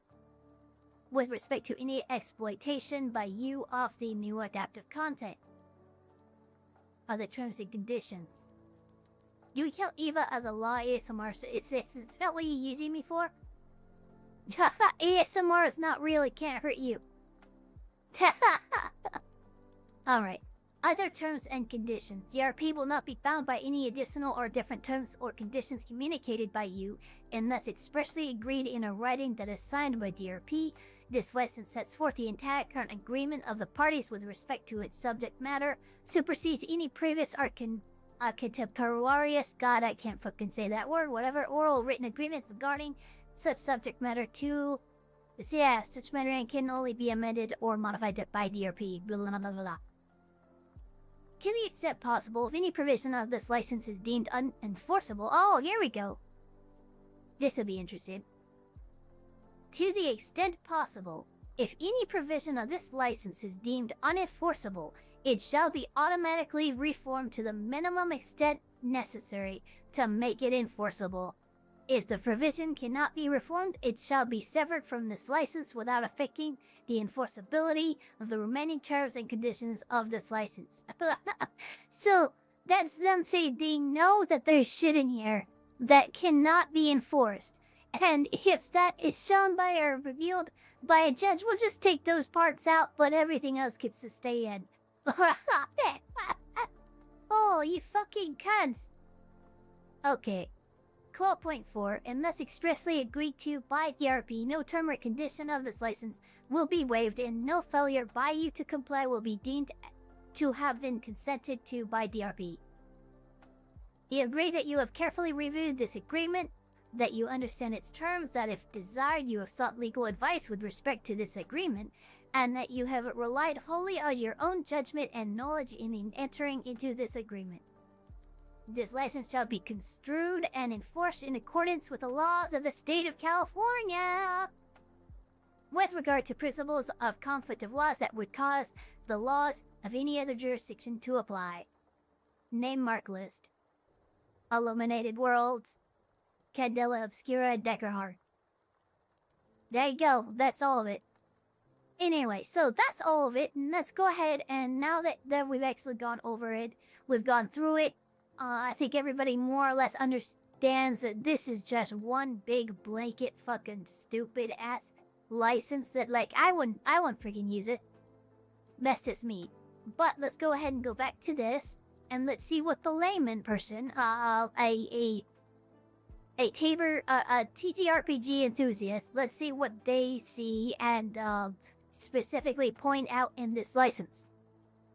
This basically sets out the legal rules and obligations that you must obey if you want to safely publish, modify, or create content for Daggerheart, especially if you want to sell your work for money and potentially earn a living. Now, that sounds like a really boring read, and as someone who has read it, yeah, it is. But like most legal stuff, it's also really important. Sometimes you just really need to know how far away the school can be. And in this case, this gaming license sets out the rules for third parties that want to make and sell content around Daggerheart. And these types of gaming license are not unusual in the TTRPG space. In fact, they're pretty fundamental. They ensure that content creators can make and homebrew content around existing RPGs and not get the absolute shit suit out of them for the trouble. With a license like this, creatives don't need to rely on things like fair use arguments in court. They can simply say, look buddy, I'm working in an existing license framework here. Let me continue to make my Catboy sleepover supplement, damn it! Get off my back, the man! The people demand Catboy sleepovers. And these licenses have a huge impact on your home game. Look, I don't think the world would say no to less Catboy sleepovers. I'm just saying. On what you can play at your table too. For example, Dungeons & Dragons has a ton of pornographic supplements, and that's only because of its very liberal license. Praise be to horny Jesus, i.e. Ryan Dancey, the guy who came up with all this stuff. Without the D&D open gaming license, we wouldn't see classic jams like the Pleasure Prison of the Bethuthian Demon Whore, or Fizzle Dick's Fun Palace. Shit. I mean, Hasbro aren't gonna make those. There's a gap in the market. Nice. But also, I've been assured that there's some popular non-pornographic D&D third-party supplements out there too, although I've never played them. And so then, it was no surprise that when Daggerheart launched, it launched with its very own open gaming license to rival D&D. After all, Critical Role have clearly been intending for Daggerheart to become the alternative gaming system to Dungeons & Dragons, sort of like the communist bloc to the Western world in the latter half of the 20th century, but more saturated and with slightly more little frog guys. Okay, so let's get into it then. This is the new open gaming license for Daggerheart. But what are people actually alleging specifically? Well, creatives within the Daggerheart community are claiming that this license is just simply terrible for players. They're arguing that the RPG community should be just as outraged at Critical Role for this gaming license as they were at Hasbro Wizards during the height of the OGL scandal when D&D faced oblivion itself. And I've even heard some people argue that the only reason that Critical Role are even getting a pass right now where Hasbro Wizards did not is that the Daggerheart community are simply too busy fangirling for Matt Mercer, or they simply do not understand how bad this community license really is. They don't understand the stakes. So that's what people are arguing, but is it actually true? Well, I mean, I kinda hate to say it, but there is some truth to some of this. Maybe not the fangirling part and all the expletives, but Let's look at it. Okay, so for example, here is section 5 of the community license. And frankly, on the face of it, this is a really insane clause. And although it's not the worst, we'll get to that one later, this one is still pretty horrible. Because as written, this lays out that if you are someone who is selling or making content for Daggerheart, it essentially allows Darrington Press to take your work and sell it as their own. And it even goes further, preventing you from suing them in court as a remedy. In fact, if you work on Daggerheart content, you basically have to agree to give up any claim to your content at all now and in the future. And yeah, that does sound really horrible. And this was exactly one of the massive issues that people had with Hasbro's changes to the open gaming license during their own OGL scandal. So what the hell gives? Why is this in here? Does Matt Mercer really want to steal all your obviously amazing Sonic and Daggerheart ideas and sell them as his own? Does he want your... We absolutely love fanboys here. I literally appear on a fanboy stream once a week. And we talk autism stuff, so yeah. Your brain? Well, if I were to defend this clause, I'd argue that it exists because Daggerheart is being actively developed as a game right now. This is a totally new franchise, and we're probably going to see tons of future supplements come out of Darrington Press going forward, covering all sorts of different ancestries, new classes, gameplay mechanics, new items, new settings, and, if we're lucky, anal circumference rules. And probably all of these will come belabored with fantasy terms and names that have probably, if we're honest, cropped up somewhere before. And when developing any content for a game, you're always going to be stepping on the toes of other creatives because there's only just so much design space that you can work in, especially when you have a new marketplace of third-party creators also making new supplements. So the argument is the reason why the OGL is so freaking broad is because unlike like Dungeons and Dragons, right, which has been around for decades, Daggerheart is under active production. And so, as a result, they kind of need a little bit more protection when it comes to the development of their IP.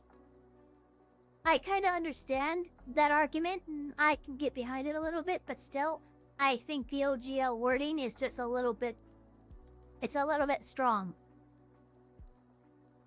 Content for your game. I mean, in that context, coincidences often happen, similar designs occur, and parallel design is a real thing. Like Dennis the Menace. Genuinely. Both of these were independently made in the same week. So I suspect that the reason this section even exists is so that the designers at Darrington Press can make anything they want without worrying about whether their designs are too similar to some already existing third-party supplement. And it protects Critical Role from being sued when they inevitably create something that has already been done before in the Daggerheart third-party marketplace. You just don't want to license the design of your game out to total strangers and allow them to work with your game and then have all that limit what you can do as the designer. That kind of sucks. And it sucks for both Critical Role and for us as players. If somebody comes out with half-assed Daggerheart mechanics around breaking and entering pensioners' homes to steal their lampshades, do we really want Darrington Press to just not be able to make a better official version of that just because they're worried they get sued?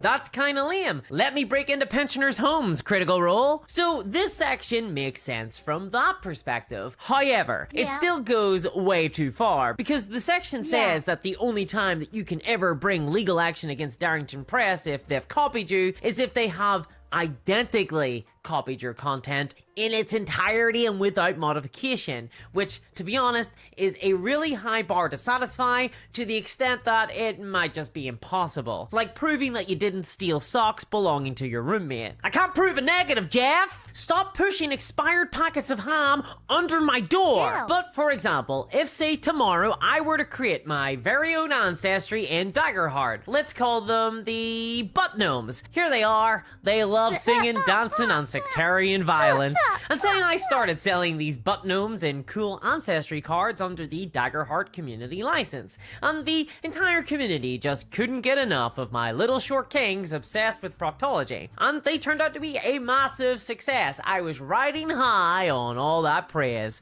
and money. But then, next week, Critical Role just happened to create their very own new ancestry cards for their brand new official ancestry, the Rectum Gnomes, who also happen to be vertically challenged prostate examiners. And then everybody just started buying those official products instead of mine because, well, they're official. And it doesn't matter if this new ancestry was obviously inspired by my own popular creation.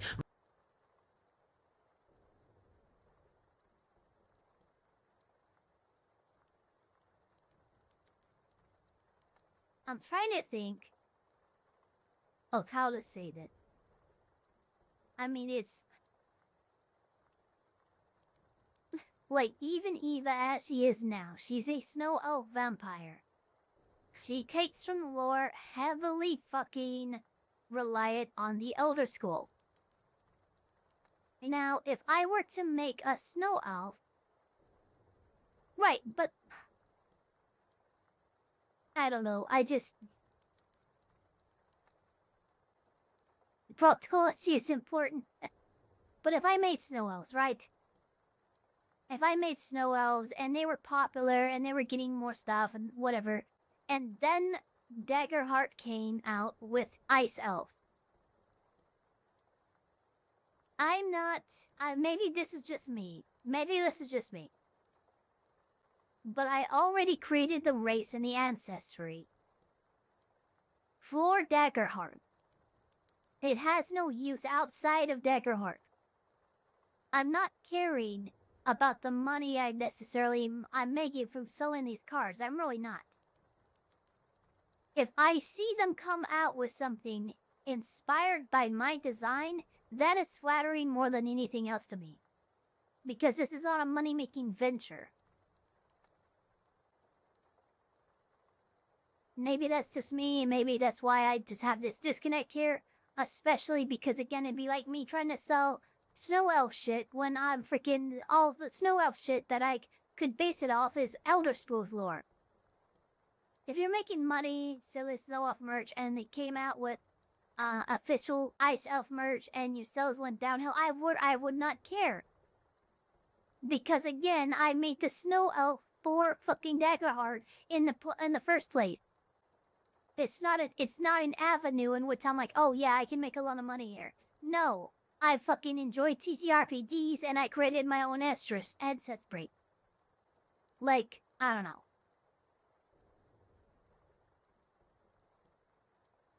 Right down to the same ancestry ability, I wouldn't be able to do anything about it. I'd have a hard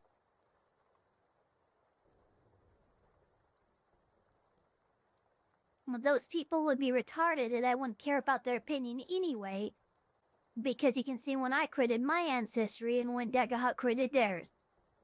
So, like, if you can't do the research necessary to, like, oh, look at that, like a Google search. If you can't do that much, I don't care about your opinion. hard time arguing in court that I deserve any remedy or compensation because I've agreed to create content under this community license by simply making any content at all for Daggerheart. And as a result, all the Critical Role have to argue is that the Rectum Gnomes are not a one-to-one copy of my Butt Gnomes. I mean, the name is different, the wording on their ancestry ability is different, and their artwork has way deeper cum gutters. It's still the same idea, but it's not identical. Yeah, see, that's a problem to me. That's a problem that I actually have with it because I don't like that they can just end your license unilaterally. Absolutely, yeah. But like this stuff, like I don't like. I would be surprised if this happens. Even if the result is that the community have abandoned my own content in favor of the official version now. That's way worse, by the way. The Butt Gnomes are much better than the Rectum Gnomes. And then the result of that is that my content would no longer sell, and I'd become destitute and have to sell my digital likeness to AI porn generators and eventually die alone, broke, retroactively at the ripe age of 16. Orphaned. Happy now, Matt? You're killing orphans now. And that risk, the Critical Role could take my content and monetize it, that might be small, but it would make me as a creator pretty wary about ever building any content for Daggerheart, especially considering that other gaming licenses, like the Orc license that are used by Paizo and Chaosium, they don't replicate this clause. As far as I can see, they have nothing like that in there. This is unique to Daggerheart. And there's other problems in here as well. For example, there's no mention of whether the license is perpetual or irrevocable, both legal terms which were at the center of the original OGL scandal when Hasbro tried to change the wording of their own license so that they could deauthorize previous versions of the Open Gaming license, meaning that anyone wanting to work on D&D content would have to update to the new version that happened to come with even worse terms. In this case, Critical Role have actually just gone further than that, because in perhaps the most insane and potentially dangerous clauses for third-party creators, they've just come out of the gate saying that they can change the terms of this license at any time. And if you're making Daggerheart content, you must agree with the new terms. No, okay, so this, I'm glad she's covering this part, because this is the part I find particularly egregious, more so than the licensing issue before in Section 5. This part I do find pretty fucking insane. Whatever they'll be, or else you'll never be able to update your content again. In Section 11 of the Community License, it says that Darrington Press can modify or revise the license terms whenever they want. They don't even have to let you know about it beyond merely making a Twitter post. And then if you continue to sell your work, it's just assumed under 11.2 that you know about the changes and that you've accepted any changes to the license. That sounds okay, I guess, but remember what's happened before in this hobby. Hasbro once tried to get third parties to pay them a license fee for using their gaming license by simply updating the gaming license terms to say, you have to pay a license fee now. There's nothing to stop Critical Role from updating this license with the exact same terms. And then, if you don't agree with having to pay money to Critical Role or anything else they want you to do, like pledging allegiance to the Shah of Iran, too bad. If you want to keep adding to your content, if you want to update your work, you're gonna have to agree to anything they want. Again, this does not show up in other open gaming licenses. In fact, the Orc license from Paizo and Chaosium explicitly says that it cannot be amended, superseded, modified, updated, repealed, revoked, or deauthorized. Why is that not in here too? Why did Critical Role not promise the same thing? And there's even more. Under Section 1.9, where the license says what type of content is permitted under the license, technically it only permits physical and digital print books, cards and manuals, live streaming, and video and podcasts. So if you're not making content in one of those formats, arguably Darrington Press, Critical Role, they can come after you. Such as, for example, if you happen to run a fan website. So yeah, there's actually a lot of problems with this license, and I hate to say it, but Hasbro are actually being way more player friendly with Dungeons and Dragons than Critical Role are with Daggerheart, at least as far as providing an open gaming license goes. And that really sucks. I had hoped for much better from Critical Role, but this right now, this license is very restrictive and draconian. And people know that. There's communities of creators right now who have told me that they are refusing to touch Daggerheart as it stands. And that really sucks. That is scandalous. And I hope that Darrington Press update the language to be more open. However, that said, there are people out there claiming that this license is as bad as the D&D license that was at the heart of the OGL scandal. I don't think that's true. This is not quite as bad as that. For example, Critical Role, they're not demanding that anybody pay them money for daring to make content for Daggerheart. They're not trying to change the details of the license secretly and pressure third parties into agreeing with it. But nevertheless, this is getting really close to what Hasbro wanted during the OGL scandal. And it's insane to think that something this anti-creator, this anti-fan, has come out of a company run by Critical Role. They should know better. But that isn't to say that Critical Role here are trying to screw the community. Remember, Critical Role, Matt Mercer, they're not as big as Hasbro, and TTRPG license. One, they're not as big as Hasbro, and honestly, I think what happened is, I know Trevor Noah is the CEO. He's she's one of my favorite voice actors, but, like, I could see them basically hiring a law firm to handle the OGL here, and the people kind of phoned it in. It seems like the law firm phoned it in because, again, like me reading it on the surface, I can understand why they're doing this, is to protect the company and stuff like that. But again, it's not, it lacks any of the actual spirit that Critical Role usually has. So that's telling me that this was just phoned in. They hired some law firm to freaking make them an OGL, and this is what they spat out, and it's not good. scene is super niche. I'm not sure if Darrington Press even have an in-house legal team familiar with the market the way that Hasbro Wizards do. This is Darrington Press's first attempt at a big community license like this, but I do think that it needs another pass. It needs to be amended because it's actually in the interest of Critical Role to have as many independent creators start making homebrew content, third-party content for Daggerheart in order to rival Dungeons and Dragons. I was actually thinking of making some new content myself, maybe some sort of cum-guttered butt gnome. Yeah, that'd be a good ancestry. Yeah. And by being open, it's the only way that Daggerheart will ever be able to rival Dungeons and Dragons, and that's what I kinda want. And look, people want to make stuff for this game. There's already tons of awesome content and tools out there right now already. It's been really inspiring seeing all the stuff that people have come out with. There's clearly a massive community behind Daggerheart, and I just want more content. And Critical Role, Matt Mercer, obviously, they get that because they just released a new tool for generating cards. So I think their heart is in the right place, but hopefully the terms of this license get reviewed and Critical Role makes some big changes, because right now, people are right to be outraged. Right now, this is a scandal, and we should all be looking at this with a bit of a cautious eye. But I'll be following this as it develops, so subscribe to the channel if you want to continue to see content like this, and if you do appreciate this type of in-depth coverage and want to help me continue to make this type of content on YouTube, please check out my Patreon at patreon.com/discoursminiatures and support me there, because the summer sun is baking my flesh and I would really like a roof, please. And thanks to my patrons, especially CryptoCat. Well, that wasn't bad at all. But yeah, I will say that it just seems like it's been folded.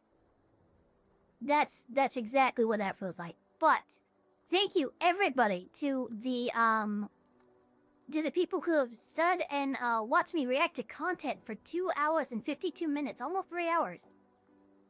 Don't forget to like, comment, hit that notification bell as hard as you can, and also subscribe. I forgot to mention that as well, but you know, that's fine. But do all of that and I will make sure to see you on the next one. Let's run a quick scenario, okay? I will be the boss and you will come to me for a raise. Go. Sir, I was wondering if I could have a raise. I'm listening. Well, I've been a top performing salesman at the company for the last 3 years. I'm the first one in. Okay, stop. It's done. Really? Did you ever hear the tragedy of Darth Plagueis the Wise?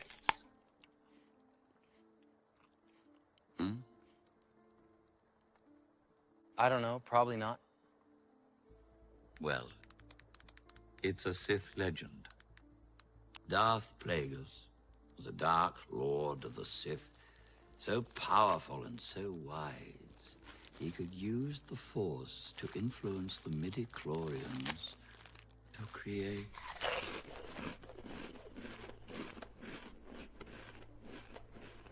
Dude, are you even paying attention? Of course. Just carry on with your story, dude. He had such a knowledge of the dark side, he could even keep the ones he cared about from that. Jesus Christ!